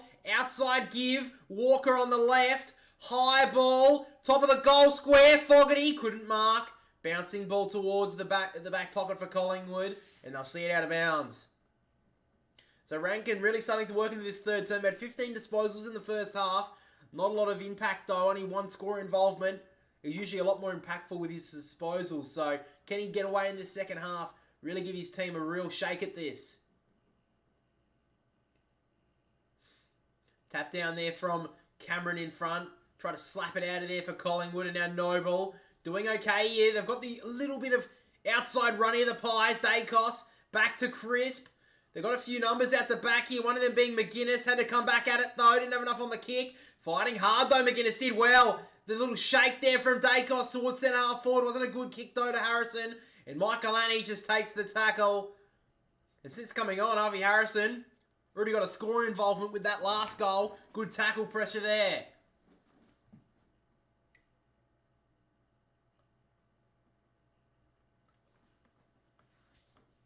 Tap down there from Cameron. Clearance forward. Hill couldn't grab it cleanly. Dragged it in almost. Got it out though. Dawson. And now Saligo has some time. The kick outside the defensive 50 was really nice. Good spoil though from Darcy Moore. Knocks it out of bounds. Been questioned a few times this year, Darcy Moore. Maybe a little bit unwarranted. I know there's some question marks on him wanting to man up, but that was really good play there. Really good defensive craft to knock that one out of bounds. O'Brien tapped it forward. He's won a lot of taps so far, just not to the teammates all times. Hinge somehow got out of there. Saligo, now Laird, in fact, gives it out now. And O'Brien, not so much of the delivery man, and turns it over. So now Maynard has the footy commentary side right now on the wing. So they're looking to switch, the big switch here. That's where he's going to go. Now Darcy Moore in the defensive 50. In fact, it's Billy Frampton with it. Doesn't really know what to do with it here, Billy Frampton. He's now going to go down the wing with a low ball. It's a terrible kick. Didn't go hard enough there, Lockie Murphy. Smith couldn't grab it. Schultz did well. They can link up here now. The Pies on the outer. Richards goes towards half forward. Not the greatest kick. Did pretty well there, McGuinness. Couldn't mark. Keane, good Shepherd. Dying up, the Shepherd. Dawson, dangerous kick. He's turned it over. Great pressure from Hill. Cameron feigned the give, then gave it to Hill. Had to pick it up, though. It was a little bit too hot for him. Dacos wraps up Crouch, got the handball away. Now Dawson's got to clean it up. Saligo, short little kick to Fogarty, and they get away with that one there, Adelaide. And now they can go. Jones thumps a long ball towards half forward again. Walker gets out, did well. He wants to wheel. He has an option right out the back. Can he get there, Quainer? I don't think he will. Murphy got a dreadful bounce. Did well to gather. Gives it off to Lockie Shoal. And the Crows get one back. Well, they worked hard for it there, the Crows. But they end up with the goal. Good finish there from Lockie Shoal. Good teamwork there from the Adelaide Crows. Started at half back. They almost caused a turnover.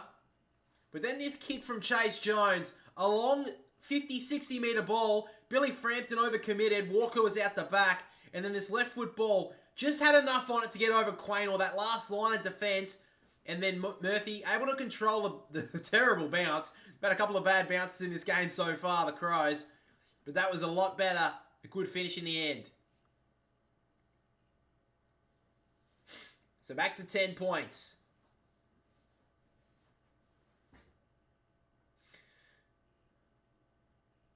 Ranken was in the goal square though, so he had to kick it there like his shoulder. He did his best.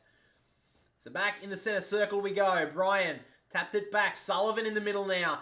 Let it go though. Saligo did nicely. Crouch. Handball to Shoal. A little bit too much on it. Has to run back and get it. Lipinski worried him out of it. Did well. Lipinski snaps it across his shoulder. Cameron couldn't mark Hinge. Did well. Good handball. And now Crash. Doesn't kick many times. And this one got smothered. Great work there from the Pies. Short little kick inside 50 was nice. McGuinness couldn't mark. He's trying to gather. So is Richards. Coming back hard is Crouch. Good tackle there from Lipinski. Be a ball up. Half 40 for the Pies. As McGuinness down on the ground at the moment. A little bit in the wars. Oh, he's a little bit shaky at the moment here, McGuinness. Just getting up slowly. Umpire's holding it up just a little bit, but now McGuinness just works back off that stoppage. Brought down there by O'Brien. Dawson, long kick, turned it over to Quainer. So centre wing out of side. He wants to switch it back. In the middle of the ground, the Pies can go.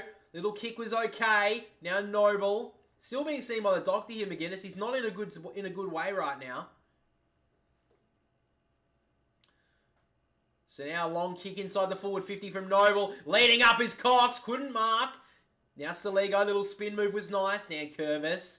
And now Michaelani in the back 50. Long kick. Got it away somehow out the back from Maynard. Did well there, Fogarty, to slap it forward. And now the Crows have a little bit of overlap here. Murphy. Handball over the top. Rankin can gather. Got a handball away to Fogarty and he missed him.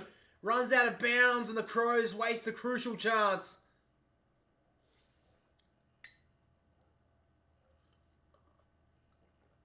So McGuinness got a little sliding knee into the head there, side of the head. That maybe looked at it, just connected with his head in the end. It was only a glancing blow, but it was enough to probably stun him a bit. Now Sullivan, the Pies can break away through the middle. Now Dacos, Noble, back to Dacos, back to Noble. They're messing it up here, Collingwood. Did well there, Cook to lock it up. Be a ball up. So it's been a tight third quarter, only one goal to each team. Still a little bit dazed at the moment right now, Reece McGuinness. The doctor's looking at it. Tap down. Met hard there was Crouch, I believe. Umpire circles, and it's going to be a free kick going to Adelaide. And they want to go. Dawson. Low ball inside the forward 50. Up early went Walker. Brought down by Moore. Saligo. Back to Walker. Break one tackle. Broke two tackles. Dragged down by the third. Sullivan, the young man, brings him down. Well, not so young in age, but young in football games. Only his third game of AFL footy. Living up to it so far. Short kick. Markov hasn't been seen too much this afternoon. Goes with a long ball. McGuinness there. Took a good grab. So doesn't seem too dazed at the moment. He'll want to stay on. He'll say to the doc, look, I took a great mark just over there. Did you see that replay? Inside kick wasn't 15 to DeGoey. Wants it back. McGuinness not going to get it. Long ball into the pocket. DeGoey. Don't know about that kick. May have seen a Collingwood jumper in the crowd. That was a terrible kick from Jordan DeGoey. I think the doctor's about to call him off, in fact. I think they'll have to talk to him. I mean, clearly he got a knee to the head. Even if it was a glancing hit, it's still a hit. O'Brien got dragged down by Cox, looking for the free, didn't get it. Quaynor, Markov, handballed inside. Crisp got locked up, did well Sullivan. DeGoey, one more handball and they're out. And now Noble breaks past the tackle. He's a fan favourite, John Noble, and he delivers a big blow. Good finish there from John Noble. Collingwood back out to a 16-point lead.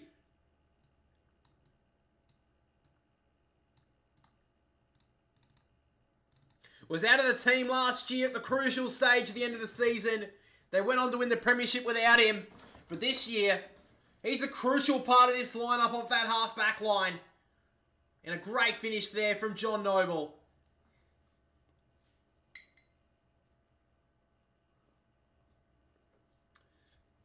He saw the big sticks there, John Noble, and says, I'll take this one, boys. I'll take the responsibility.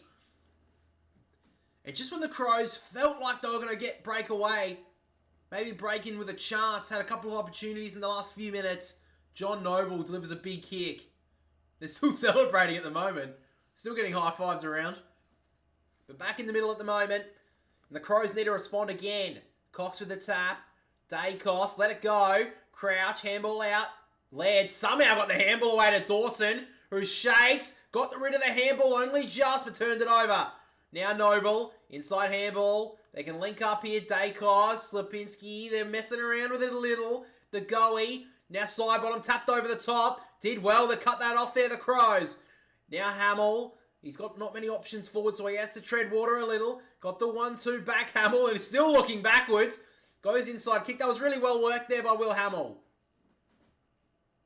So now Rory Laird on the wing. He sends a low ball, absolute floater, and Mason Cox just glides back, takes a good grab. Been a bit quiet so far, Mason Cox. So short little ball back to Ranken. Now in the back pocket is Oleg Markov. Long kick for Quaynor on a one-on-one. He took a good grab in the end. So we've ticked under 10 minutes in this third term.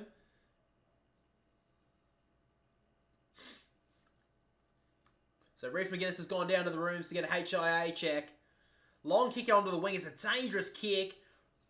Keane brought it down. McRae roved it nicely. The kick out wide. Good mark there from Nankervis. And it's going to be 50. So the Crows will get it towards their forward 50 now. Big penalty given away. I think it was the man on the mark moved. So Nankervis now looking for an option. Ranken on his side wants the handball. He may give... No, he says, nah, boys, I'll just hold this one up a minute. So he may have to go long here. Walker charging up for a lead. Not going to get it. Looks like he's going to go long to the right forward pocket. Low ball just out of the grasp of Rochelle. Hit the line, though, so it'll be a throw in.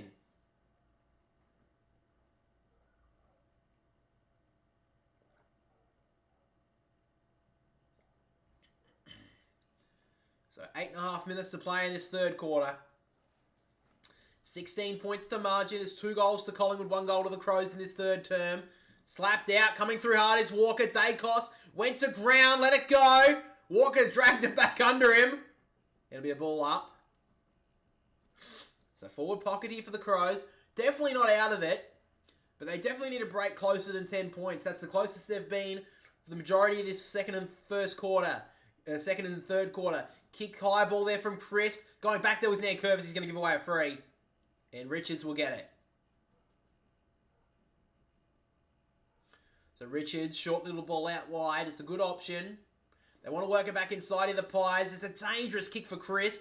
Did well there, Keen to bring that one to ground. The Crows pressure it up. Laird, Scholl, little dance step from Butts was nice. Scholl, not the greatest handball, fighting hard as Nankervis. Almost dragged it in. Scholl got put to ball towards half forward. He gets out the back to Keys somehow. They've got numbers everywhere here, the Crows. They're all calling for it. Keys almost has too many options. He works it into the pocket. Back with the flight is Fogarty. And a chance here for Adelaide to get back within 10 points. And what better hands to have it in right now? Tucked up in the right forward pocket, Darcy Fogarty. I'd probably trust him a little bit more on that 45 more degree angle. So, pretty easy though for the modern day player. Snaps on goal. Sneaks it home. Back to 10 points. Good finish from Fogarty. That's his second.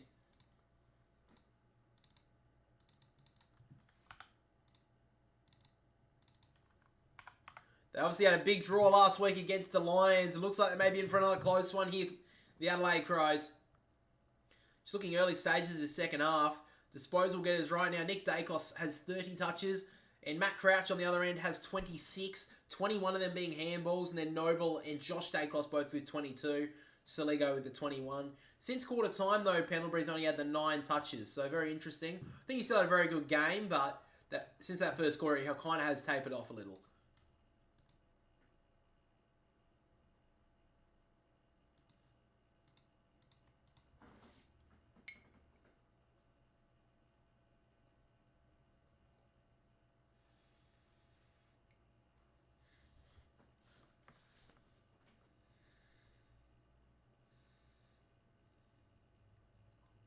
So both Ruckman can't get there. Himmelberg trying to slap it out somehow. He stays in there for a few moments. Then Pendlebury gets it at the Dacos. Now Crisp.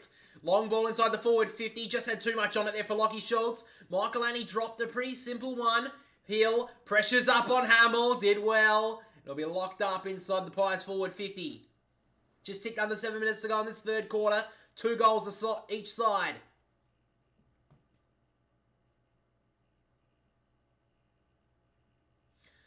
Snapping ball towards goal there from Cox from the stoppage. Hooks it way too far to the left and just sneaks it in for her behind. Collingwood have been pretty straight on the goal kicking so far. 10 goals, 3.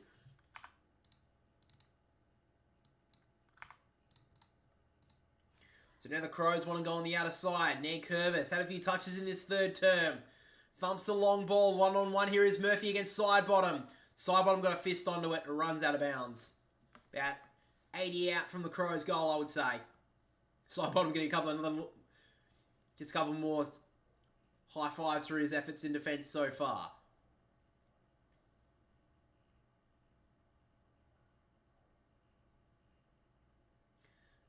At the back there from O'Brien. Ranken coming through. Snapping ball towards the forward 50. Ricocheted off of Quaynor just outside the defensive 50. Saligo trying to fight hard. McHenry on the ground now. Himmelberg. Low ball inside. On the bounce. Got a terrible bounce there, Fogarty. Moore. Try to get a handball away. Frampton. And now Maynard can work it in short. And they can slot down a little bit here, Pendlebury.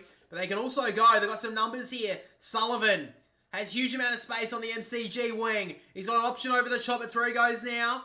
Crisp. Gathers. Low ball towards centre half forward. Good kick in the end. Couldn't mark there. Schultz has to fight back hard there. Curvis. Great pressure, but now the Crows can go. Rankin went to kick it. Realised that was about to be shut down, so gives it back to O'Brien, who thumps a long ball. Not a very good kick. Quaynor cuts it off. So it goes out wide now, Quaynor. They can work it through a couple of numbers here, the Pies. DeGoey. Looking for the right option. They're just going to run the perimeter here of the 50. Dacos. He's got his brother on the right side. That's where he goes now. So Nick Dacos, I think he has 32 touches now. Hasn't been going by under 50% on the kicking efficiency though. Or disposals. Low ball inside the forward 50 in the pocket. Rankin going back, couldn't mark. In the pocket to go, he's dangerous. Harrison out the back to finish the perfect play for the Pies. They nail the goal. And it's Jack Crisp who gets it back to 17 points. May have been a high fend off there from Jordan to go. The umpire didn't see it. And back to 17 points. I'd like to see that one again, though. That looked pretty much a high fend off in my opinion. But anyway.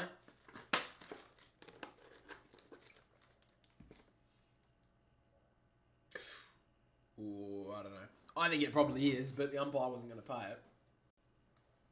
I mean, it's not like there's 4 of them out there to see that. Is there? Is there, guys? Yeah, that's high fend off, bro. Fucking whatever. Fucking hell. Good finish, though.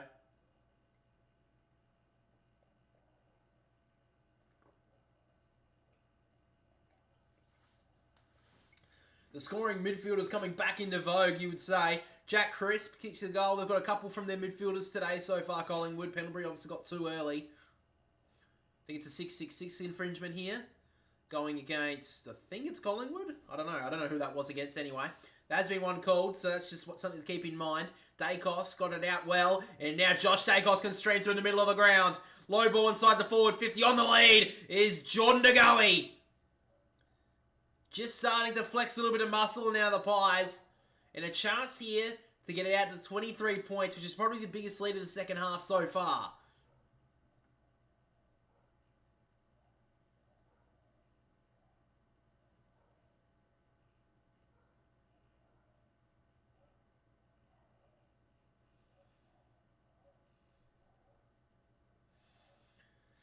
So now DeGoey is in a dangerous spot now to give his team an almost a 4-goal lead. It went towards goal, but then faded.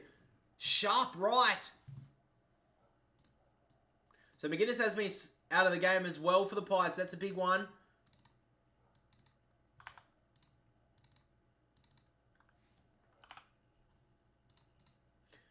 So it's 18 points to the margin. That'd be 50 as well. That was a stupid decision there by Josh Dacos. That was obviously going to be 50. So Jordan Butts will be escorted to about 70 out. So I still don't know who's been subbed out for the Crows. I'll try and quickly find it. So I'm unsure. Could be Michael Keane. Or maybe it's Lockie Murphy. I don't know. It's one of them, I think. Wide ball outside the defensive 50. Did well to bring that one to ground there. Nankervis fighting hard. Spun out of trouble. Got locked up there by Richards. Got the handball away. McHenry. Short little kick from Crouch was nice. Hit up Ben Keys. He's got to slow down here, Ben Keys. Just settle down.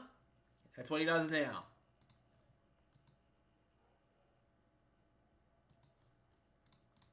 So now Ben Keys. He'll kick from about 45 metres out here. He's had a couple of opportunities this afternoon.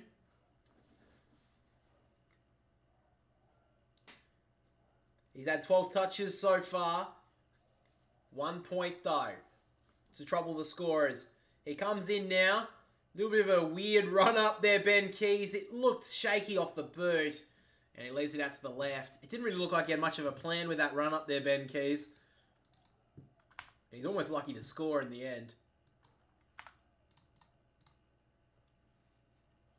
So now Lockie Schultz has the footy. So the defensive half of the wing. He thumps the long ball. Couple of options out here. Cameron's one of them did well to bring it to ground. Crisp broke away. Dacos. Little handball to Cameron. Wasn't ready for it. Sits on it a little and then it runs out of bounds. 2.5 minutes to play in this third term. Collingwood led it by 17 points.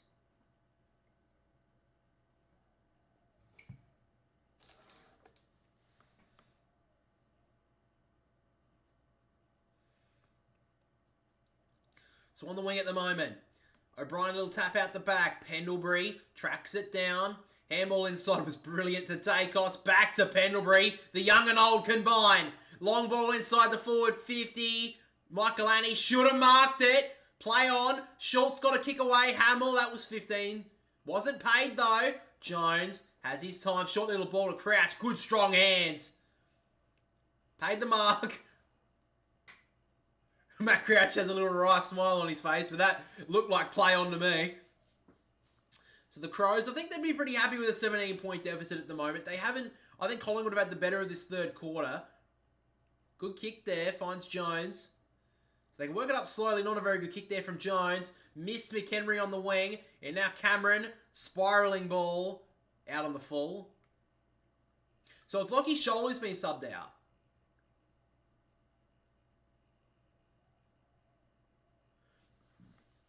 I'm very surprised. I thought Elliot Himmelberg would have been subbed out, to be honest. But anyway. Ranken goes long towards half forward here. Going across was Moore. Couldn't mark. Wrapped up. Side bottom. Trying to gather. McHenry rides him.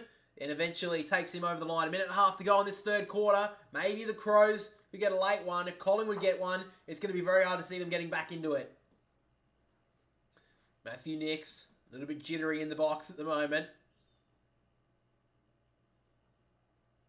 He knows how important this next minute and a half is. O'Brien, it'll tap down to Jones. Snaps it across his body, but it's marked well. Right on the defensive 50 here is John Noble. Wide ball. Hits up Maynard.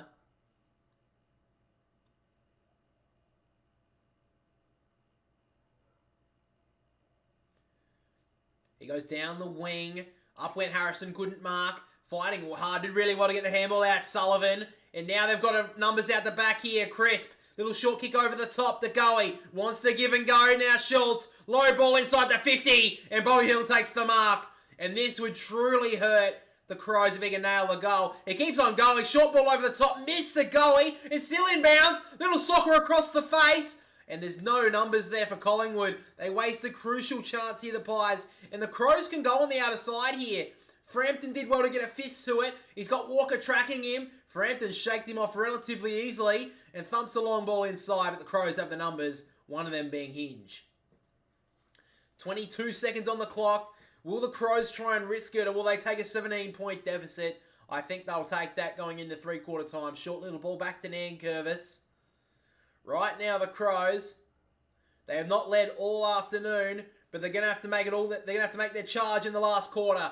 Walker went up, couldn't mark. Pendlebury wraps him up. Got a kick away. The siren about to sound, though. And this will be decided in the last quarter. Collingwood lead it by 17 points at three-quarter time. Scores are, get rid of that, 11-4-70 to the Crows. 8-5-53.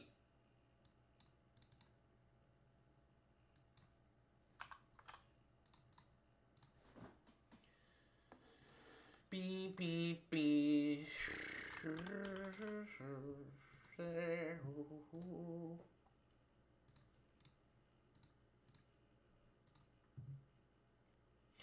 So subs are in the other game, guys. The game next after this one. In the next game is Giants and Bulldogs. It is Caleb Daniel for the fucking cunts for the fucking Bulldogs, and Connor Stone for the Giants. Sorry. Bit of a brain fade there from me. Give me a break. I've been talking for 3 hours.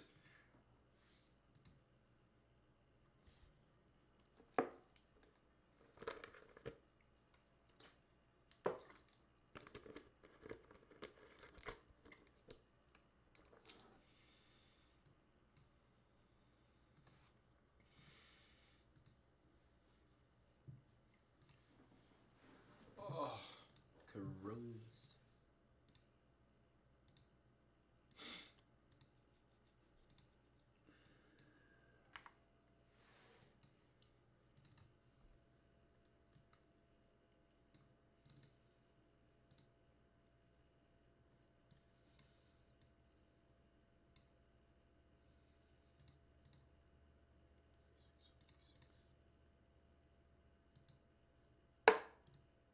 That scared the shit out of me. Fucking other water bottle making a noise. Oh.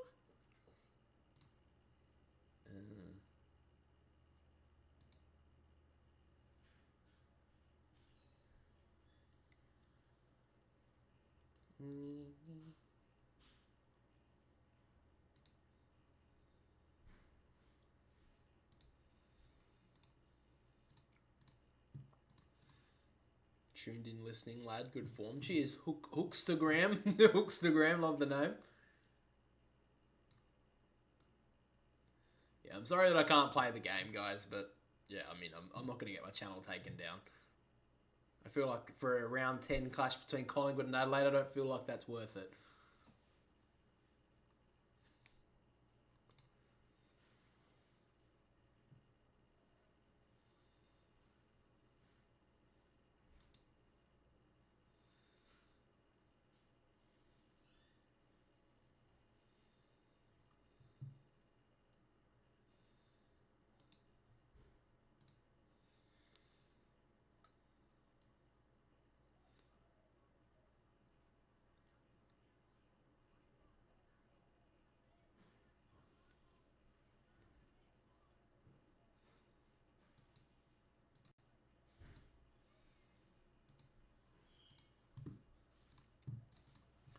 Bum, bum.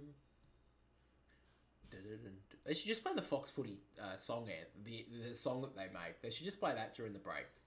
Like, Christ, it's so much better than this. Oh, I'm an idiot. I mean, they kind of do, don't they?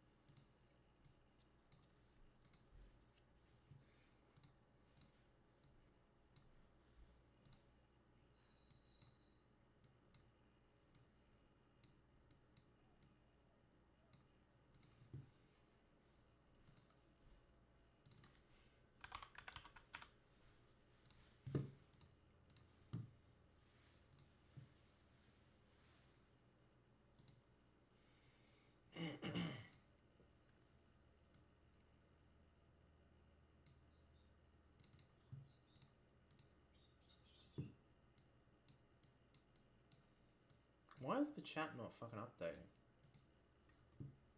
That's fucking helpful, isn't it? Why is the chat not fucking updating itself? Now it does. I'm sorry if I missed that chat thing, Hookstagram. Sorry, I don't know why the fuck the chat wasn't fucking updating. Good on you, YouTube. That's the one thing I don't like about YouTube streaming is because fucking 3/4 of the time something fucks up and their layout is so much worse than Twitch, even though Twitch has a lot of issues. Fuck me. Sorry, you guys don't give a fuck. What am I talking about? So players starting to move back into their positions now, guys.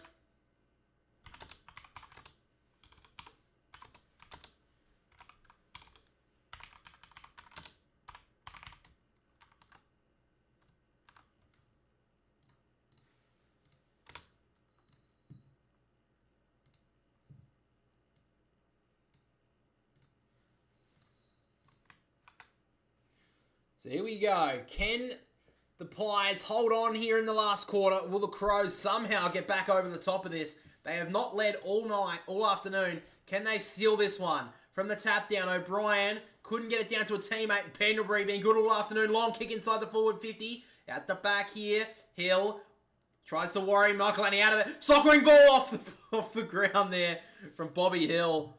Through for a behind. 18 points. He's kind of due for a big goal, Bobby Hill. Hasn't had a lot of them this year. He's had kicked a few goals, but not any, like, big ones. If that makes any sort of sense, or if I just sound like a moron. So now Hinge. Short little ball into the back pocket almost, and Butts has it. Hinge wants it back. He's not going to get it, though. So now Butts. 2-on-1 here. The Crows have the numbers. Rochelle couldn't mark. Brings it to ground, though. Keane. Laird.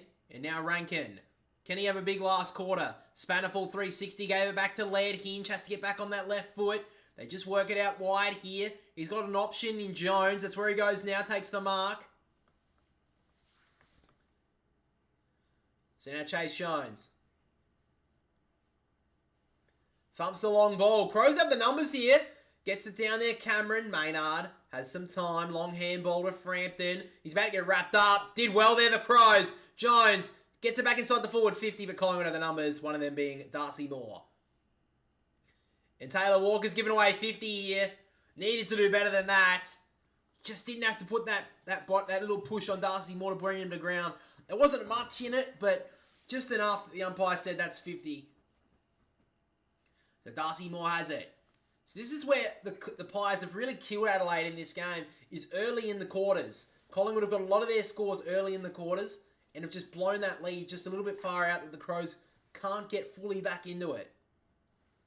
So if the Crows can keep this one close for the first 10 minutes, the Pies may start to get a little bit nervous. Long kick down here from Schultz. Schultz couldn't mark. Cameron, check side kick towards the centre forward area. And then Hill, 2 fumbles and lets it go out of bounds. About 53 metres out from goal, I would say.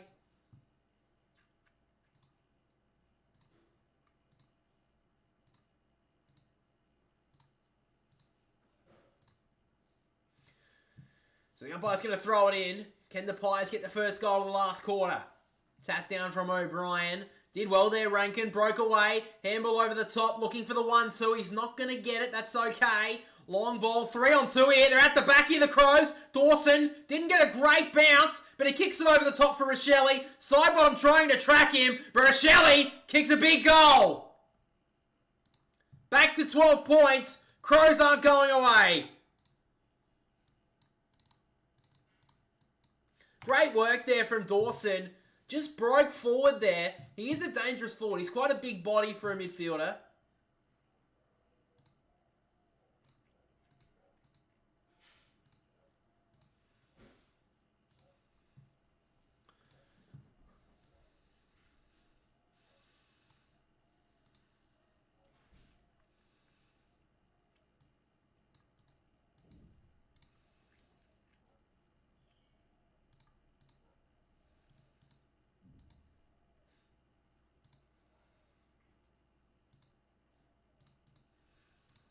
So a good goal there from Josh Rochelle. Gets them back to within 12 points. It's just a lead that they haven't been able to break under the Crows.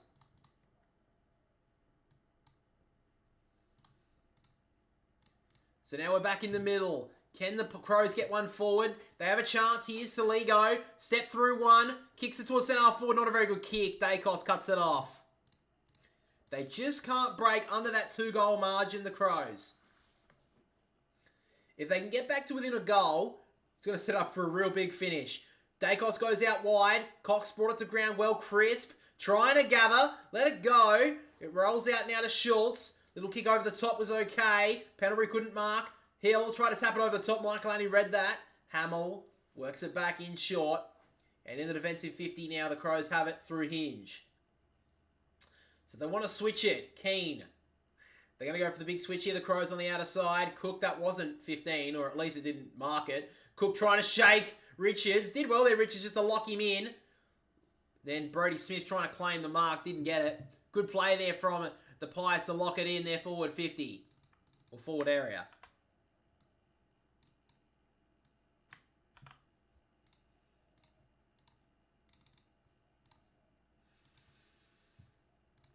So now, inside the forward area here for the Pies. Can they get a goal here? Just get back out to that 3-goal margin. Dacos thumps a long ball across the 50. Wasn't the greatest kick. Hill did well to bring it to ground, though. Now Josh Dacos got met hard by Rochelle. Oh, gets a free kick. Got a bit lucky there, the Pies. The Crows are about to sweat on that one. But Dacos gets a reprieve. Yeah, sorry guys, if I didn't see a chat that you left. I think there's only been a couple since halftime anyway, but yeah, I don't know why this chat wasn't updating. I don't even know if it's not updating anymore either. So a long kick inside the forward 50 from Dacos. The goal he went up, couldn't bring it down. Ranken shaked the tackle, did well. And now a really good kick outside the defensive 50. And they're away here, Adelaide.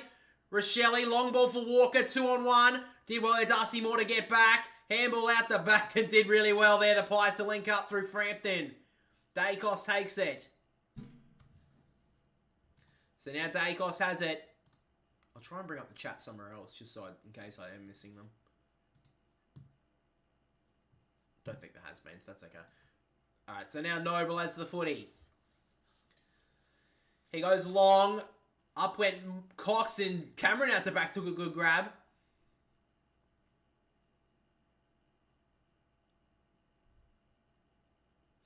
So now Cameron.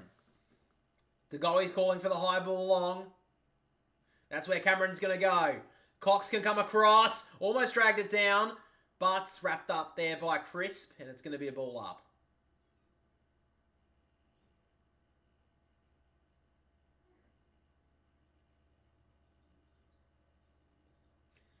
Tap out the back there from Cox. Breaking through. Did well. De Goey didn't grab it though. And now the Crows. Ranken about to get wrapped up. Just got a handball away. Did well. Hinge, Michael Annie. Now the Crows can clear. Smith gives it off to Dawson. Trying to work back onto his left foot. In fact, Dawson's further up the ground. The kick inside was dreadful, though. Misled. He has to fight back. That was almost a throw. Play on. Hinge. Saligo. Now McHenry. Short little ball with about 5 metres to Fogarty. They can link up here, the Crows. And the lead up from Tex. So can Taylor Walker go from here? He's a long way out. But he's been up to the task in the past. He gives off the handball to Hinge, who can launch a long ball. Mitch Hinge gets it home. They're right back in Adelaide. 1 goal the margin. Mitch Hinge, what a finish. I think everyone in the ground thought Taylor Walker was going to take that one back.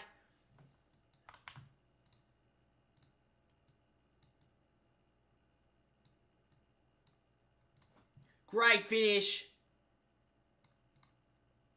And it's 1 goal the difference. The Crows have not been this close pretty much all day. Especially since the second quarter. But here's a chance here for the Crows.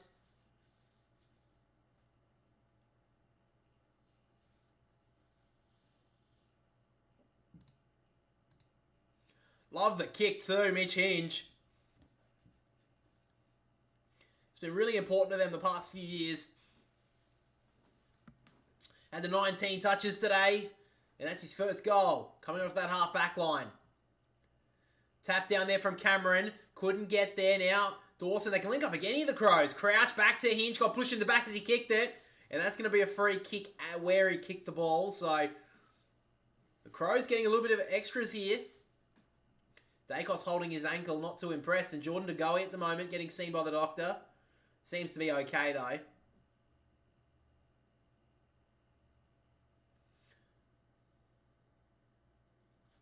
So now Dan Curvis centre wing. Commentary side, they're just going to slow it up here, the Crows. They know they don't have to rush it. There's heaps of time left in this game. A lot of close games they've played in, though, the Crows. They haven't been able to win. Can they change that form today?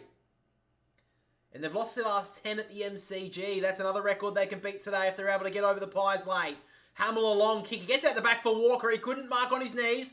They've got the numbers here, the Crows. Crouch, outside handball. One more kick and they're away. Great work. And now Chase Jones has the footy inside the forward 50. Big opportunity here for the Tasmanian to kick a big goal and get the scores level. The Crows have started hot in this last quarter. And right now, can Chase Jones steer this one home?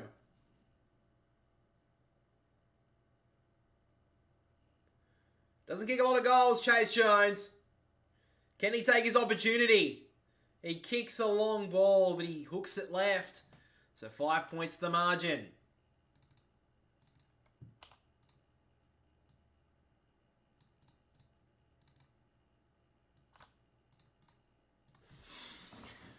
So 13 minutes to go. 5 points the difference.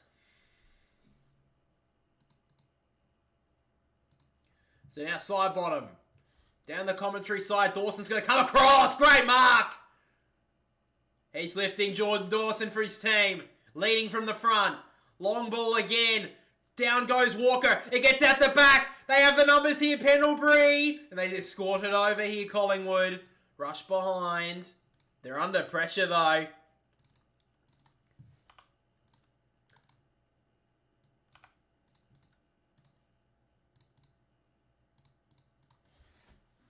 So now Noble's going to take the kick in. Again, they go on this commentary side. They're not looking to take it the outer side at the moment, the Pies. Long ball. Free kick's been ripped out here. And it's going to go Adelaide's way. So Jordan De Goey gives away the free kick, and it's going to go to Mark Keane. I think they'd rather in Jordan Dawson's hands, but nonetheless, gets the old side. Michael Keane wants to get a little bit more involved. So again, he's going to set up into the pocket. Don't think anyone else was on that same wavelength. Now Cameron gets a spoil, Noble. And now side bottom, clearing balls, dangerous. Dawson cuts it off. Just outside 50. He's probably just too far out to score, but he's going to give it right on roost, and he absolutely munged it. And side bottom cuts it off. It's a side bottom. Kicks it across goal. It's a Markov. The short little ball. Dangerous, but good mark in the end. Taken by Lipinski. So it's still under 12 minutes to play. Lipinski goes long. 2-on-2 out here. Up went Pendlebury. Couldn't mark Hamill. Wrapped up by Richards. And it'll be a ball up.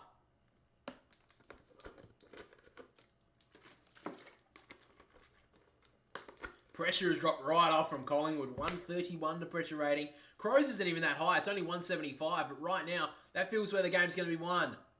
Kicked it out of the air there. McRae almost kick in danger. Wasn't paid. So on the outer wing at the moment. Probably just on the Crows side. Both ruckmen toss up. Couldn't get it there. Now Cameron. Bouncing ball towards half forward.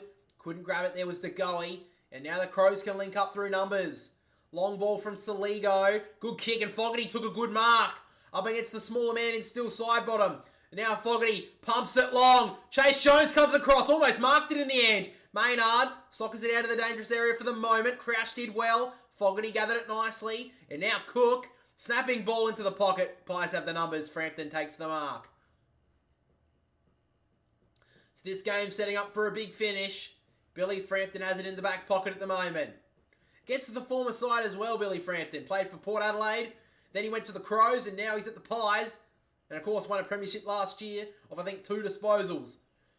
Dawson cuts that one off, though. He's looking inboard, Dawson, but I think he's going to pump it long. No, he's going to switch the play. Interesting call. Don't mind it, though. Butts gives the handball. Hinge working on the outer. So now they're just going to switch it a bit here. Brodie Smith has it. Ranken has a little bit of space leading up. Looks like he's going to set it up. Himmelberg is there. It's not going to get enough on it, though. Pendlebury brings it down. Saligo. Handball at the back end. Way too much on it for Dawson. And now the Pies can make them pay. DeGoey gives it back to Richards. His kick was smothered. Got a little bit of a bounce forward, but wasn't the greatest. And the Crows have the numbers. Dawson, Butts. And now they can switch it here. Hamill. That's where he's going to go. Just ticked under 10 minutes to go in this game. Can the Crows steal it? Nankervis wanting to go out wide. Eventually gives it out there. The Crows they don't want to bomb it long here. They don't want to just turn it right over. So they're just going to hold it back here to Hinge. He kicked the last goal of this game. So right now the Pies defending gallantly. But at the moment the Crows have the momentum.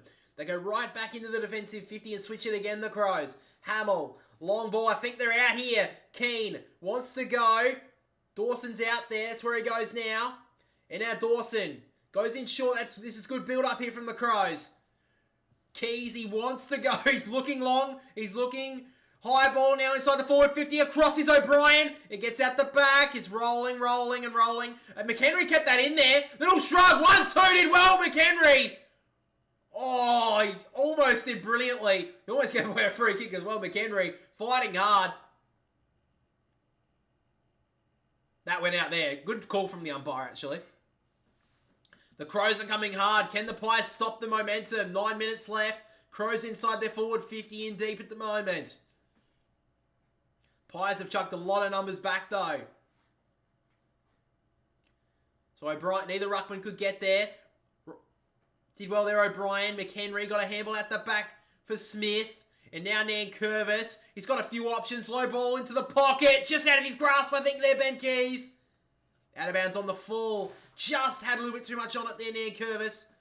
Now Pendlebury goes in short to Cameron. Heaps of time left in this one. So much more can happen. Cameron works it in short. Noble has the football.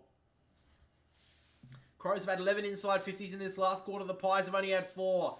They're coming hard, Adelaide. Long ball down the wing. 1-2. Michael Andy almost grabbed it. And now Sullivan taken out of bounds. These two have played in some close games. I think 4 of the last 5 games have been under a goal.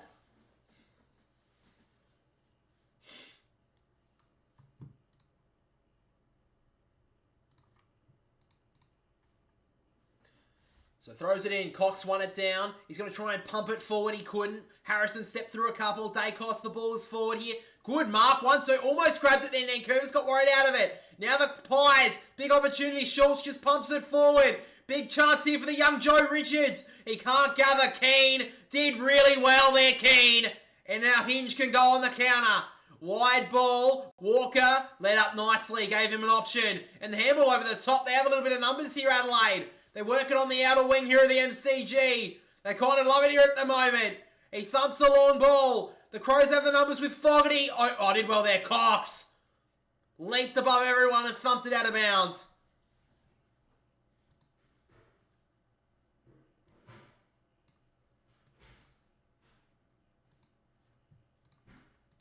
Mason Cox jumping across did well. He's playing in the ruck at the moment. He did brilliantly helping his defence out there.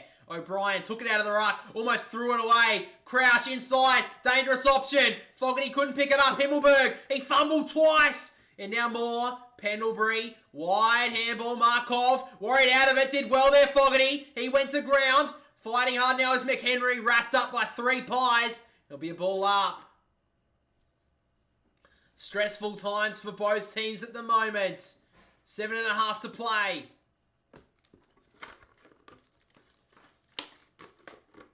And By throws it up. Cox fighting hard. In the pockets, Ranken. This is kind of his moment! Isaac Ranken takes his moment. Nails a big goal. The Crows have taken the lead for the first time since the first quarter. And who else but Isaac Ranken? Who else?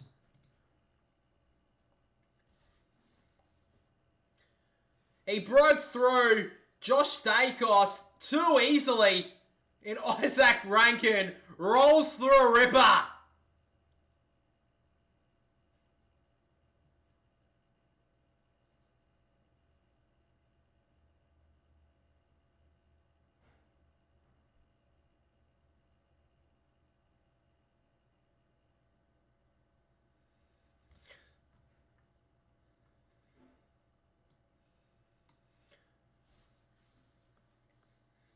Good finish from Isaac Ranken. He's had a brilliant afternoon. 28 touches, career high. And Isaac Ranken gives his team the lead. Cameron tapped it at the back. Dawson did okay. Crouch, handball inside the leg. Got wrapped up by Dacos. Crisp did well. Now Cameron stepped out. Handball wasn't the best. Laird went in hard. Almost got a high one from Crisp. He dug it out of there. Good tackle though. Adelaide lifting the pressure. Collingwood lifting as well.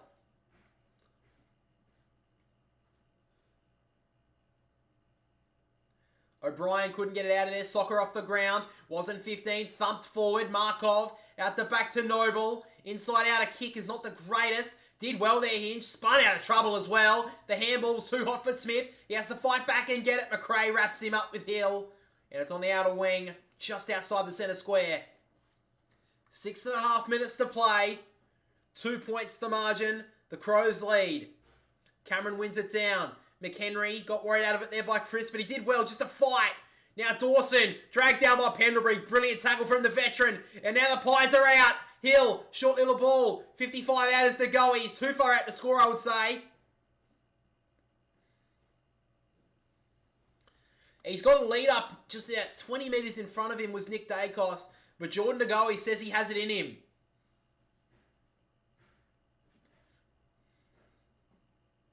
So Jordan DeGoey, he's played forward the majority of this game.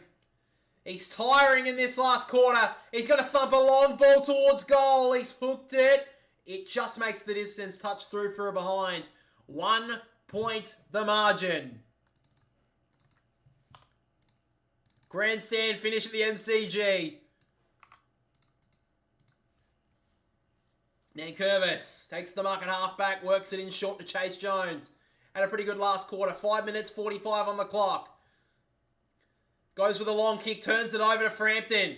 Centre wing, he realises there's no one around him, so he went to go and then realised he was about to get caught. Dacos gives it over to his brother in Nick. He feigns the give, then gives it to Quaynor, who takes a bounce from 55. Kicks a really wide ball out on the fall. Wastes a crucial chance there for Collingwood. How you doing, TJ Gaming?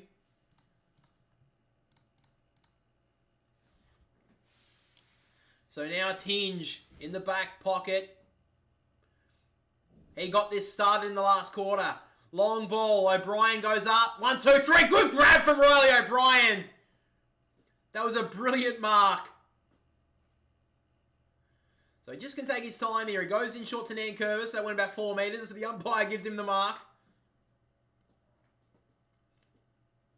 So now we tick into red time. Who's going to take their moments in the last few minutes?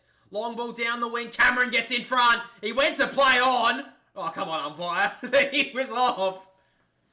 So Cameron takes the mark right in front of the interchange gates.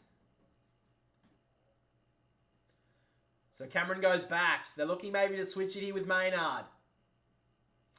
They've got heaps of time here, Collingwood. They don't have to blast away. They can take their time.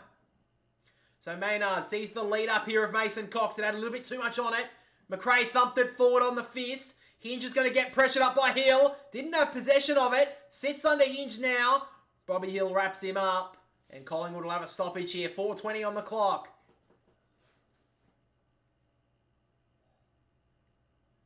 Cox will tap out the back for Dacos. He did it as Carlton a few weeks ago. This time, leaves it on the floor on the outer side.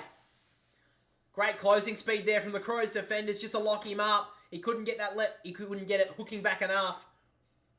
And now Michael Keane, what's he thinking right now against the former team? So now Keane thumps a long ball. Darcy Moore is coming from the back. Brought it down there. Cameron probably should have left it for his captain. Tripped up Crouch. There'll be a free kick there to the Crows. And Crouch will take his time. Well, they drew last week, Adelaide. Will they do it again? Haven't seen a lot of teams drawing twice in a row. I know the Giants did it a few years ago. But now Brodie Smith has the footy. He goes long. One-on-one is Himmelberg. Good mark going back with the flyers O'Brien. He immediately gives it off to Rochelle, who thumps a long ball from 45. He's hooked it. Should have maybe held up there, Adelaide. I know if he kicked it, it would have been a good margin. But O'Brien probably should have just held it up there. Maybe too overzealous. The kick outside the defensive 50. Good mark from Nankervis. They're locking it in here, Adelaide. 2 points to the margin, 3 minutes to go. Nankervis takes his time. There's all one-on-ones inside the forward 50. Frampton thumped it away. Pressure times here. Ranken takes the tackle. Got rid of the handball. Jones got his handball cut off. Now going in hard was Laird. Jones wrapped up by Crisp. And it's going to be a ball up on 50. You're sweating? I would be too, man. Who wins? I don't know right now. It could be anyone. Cameron got a little tap out. Breaking through is O'Brien. Don't know about that. He kicked it out wide. Not the worst kick in the world. Moore got wrapped up by Keys. Got the handball away. McHenry went to ground. Got the handball away to Ben Keys. Snapping ball. Got it smothered. Ricochets now to Harrison. And now the Pies can go. This is their chance. Crisp streaming through the middle of the MCG. Dawson about to track him down. He fell to the ground. Gives it back to Dacos. Thumps it in inside the forward 50. DeGoey takes a big mark. Keane went to ground. And DeGoey, this is his moment. 2 minutes, 20 on the clock. And DeGoey has a chance to give his team back the lead. Here we go. So now DeGoey.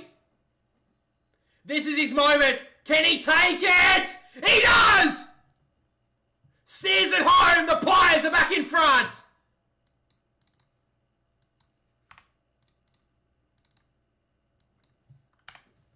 Crows, what have you got? 4 points the margin. 1 minute 58 on the clock.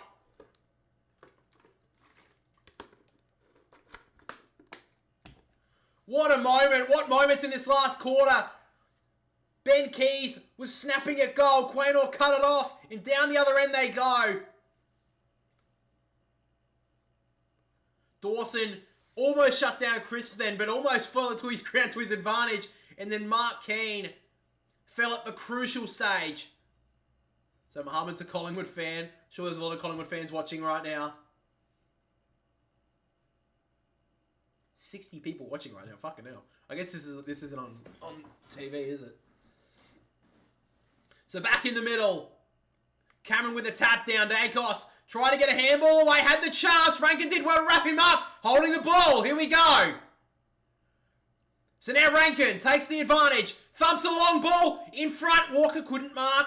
Bounces away. Wraps up Sullivan. Let it go. Quaynor wrapped up by Rochelle. Locked it inside the forward 50 here. How many minutes? Minute 37 on the clock. 40 metres out here from the Crows. Goal straight in front.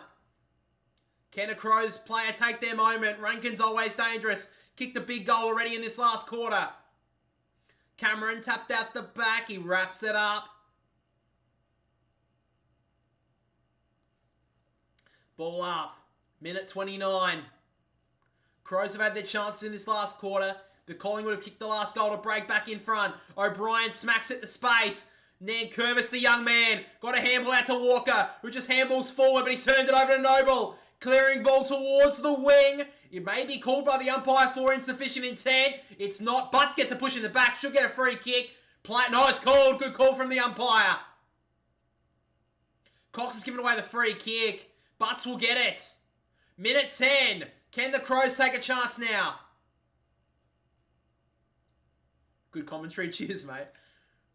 So now Butts drives a long ball towards half forward. Cameron going back. Darcy Moore spoiled him, but it lands in the arms of a Collingwood player. Bobby Hill has it in the centre square. Takes the mark. 58 seconds. Can they hold from here, Collingwood? So now Bobby Hill works the ball out wide for Dacos. In fact, Schultz couldn't mark. Pressured up there by Nankervis. Cox took it out of bounds. Did it pretty professionally there, Mason Cox. And we have 43 seconds. Craig McRae looking for something here. Can his team hold on? Matthew Nix on the phone. Don't know how much he can do now. 43 seconds. This is the stoppage. Can the Crows break away, or can Collingwood lock it up? Tap out the back from O'Brien. Gets to work. Jace Jones off the ground. Couldn't do so. Did well there. Harrison, now Cameron did well. Harrison again. Sullivan, the young men link up. Gets it out of there. Now Curvis may have got a high one. Not paid. Good work there from Lockie Schultz to take him over the line. 26 seconds. Forward half of the wing, commentary side at the moment, Collingwood. But one breakaway of stoppage here from the Crows. May get a late chance. Umpire throws it in. Cameron breaks it away. Here they go, Adelaide. Ranken striding past Crisp. He strides through a couple. Ranken thumps a long ball inside the forward 50. Quaynor couldn't mark. It's the ground. Walker got a kick away.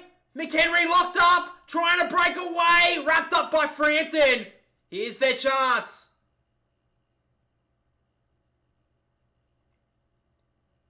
Free kick's been called here. Who's it gone to?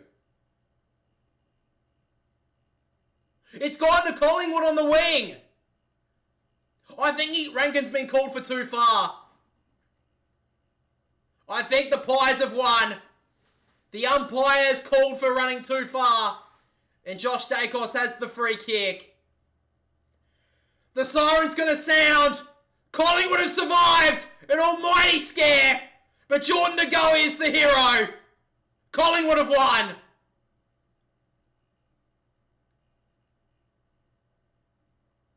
I want to see that free kick again.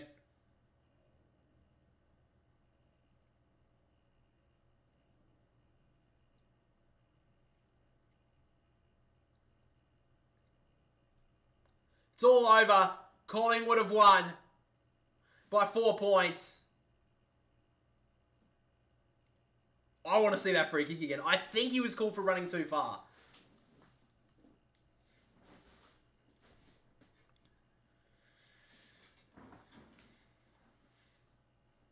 Alright, I want to see what happened. So from the call, Rankin streamed away. He took a bounce. 1, 2, 3. Oh, I'm not going to count the steps. Oh, that's not running too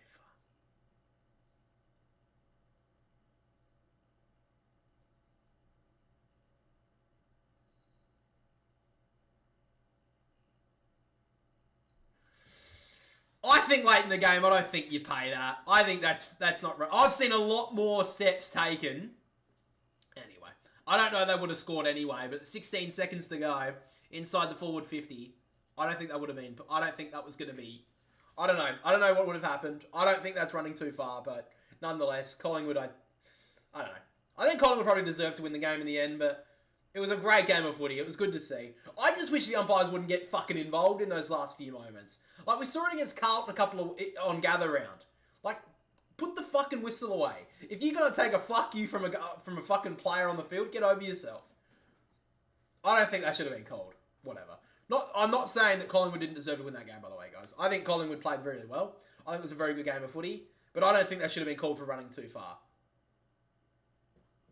Want to watch this commentary on the game? Well, it's already over now, but yeah, I mean, you can if you want.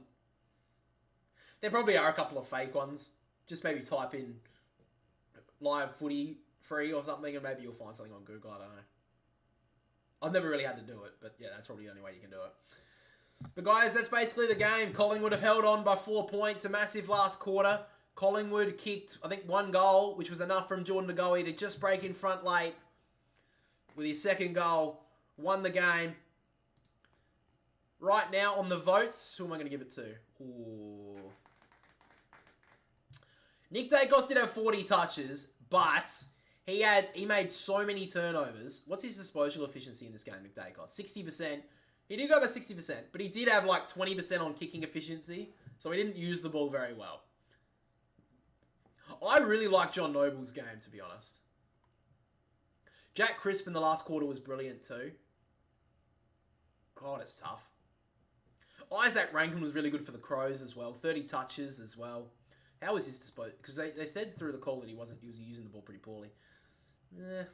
I mean, 73, that's not the worst, but it's not the best either. I love John Noble's game, though.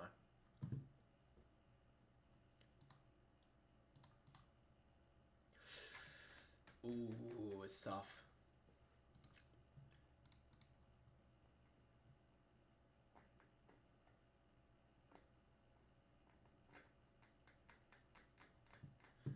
When did they rip off Dawson? I thought it was, oh, Rankin's not too impressed at all. I thought it was Ben Keys they ripped off last year. I know it's tough, Tyndale, I know.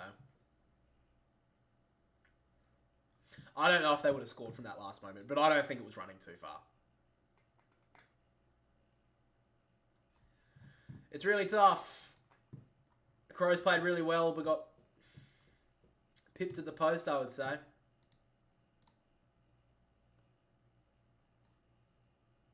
Holy crap.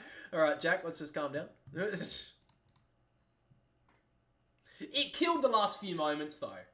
It killed the last few moments. Because I thought it was streaming forward. It's going to be a big stoppage in the Crows forward 50.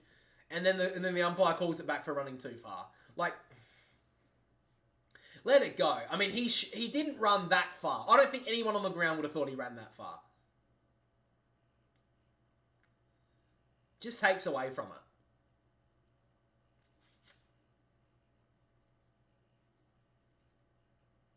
Yeah, I don't know. A lot of you guys are probably new to the channel, so you probably don't know that I do like votes for the games.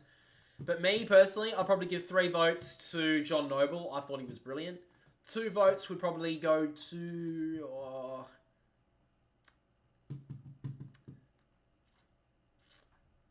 I don't know. I mean, you could give it to Nick Dacos. He had 40 touches. He was brilliant. But he did butcher the footy for a lot of the game. I would definitely give John Noble 3 votes. Isaac Ranken, I'd probably give 1 or 2.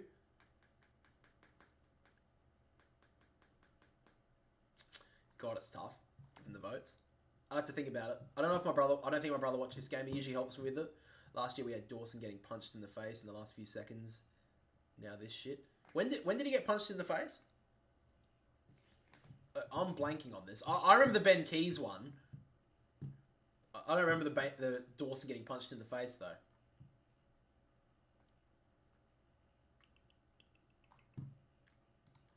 Let's have a look at the live ladder, actually, while we're here. Alright, so let's look at the ladder, guys. To see if I can bring this up so I don't get fucking copyright struck. Where is it? This one, I think. Yep, cool. Alright, so let's look at the live ladder, eh?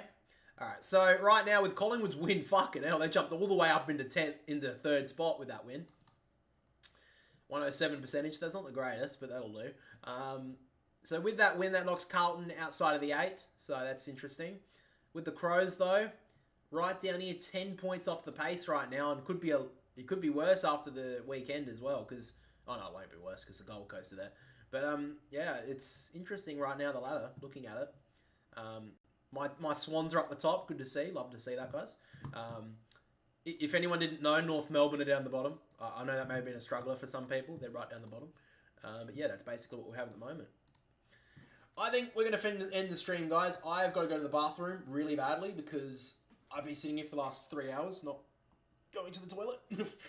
I should have gone at half time. I didn't. That's my fault. Anyway, thanks for watching the stream, guys. I really do appreciate it. We are breaking towards 1,000 subscribers, so if you haven't subscribed, make sure to subscribe because we stream these games every single weekend, and we also do a bunch of other videos on the channel. So if you haven't seen them, make sure to go check out the videos. Congratulations to Collingwood. Upset. Well, not upset. Sorry. I know the Crows fans are upset by that end of the game, and honestly, I am too. Just put off an 8-leg multi. That's the most important part. Richard, on your mate. Hopefully you're buying something for us. Yeah, I agree. I think the umpires, even if it was there, that free kick, just let it play. That just killed the atmosphere in the final few moments of that game. Anyway, thanks for watching the stream, guys. Really do appreciate everyone's support. And yeah, the review of round 10 will be out on Sunday night. So thank you for watching. Thank you for listening. And we'll catch us all next stream.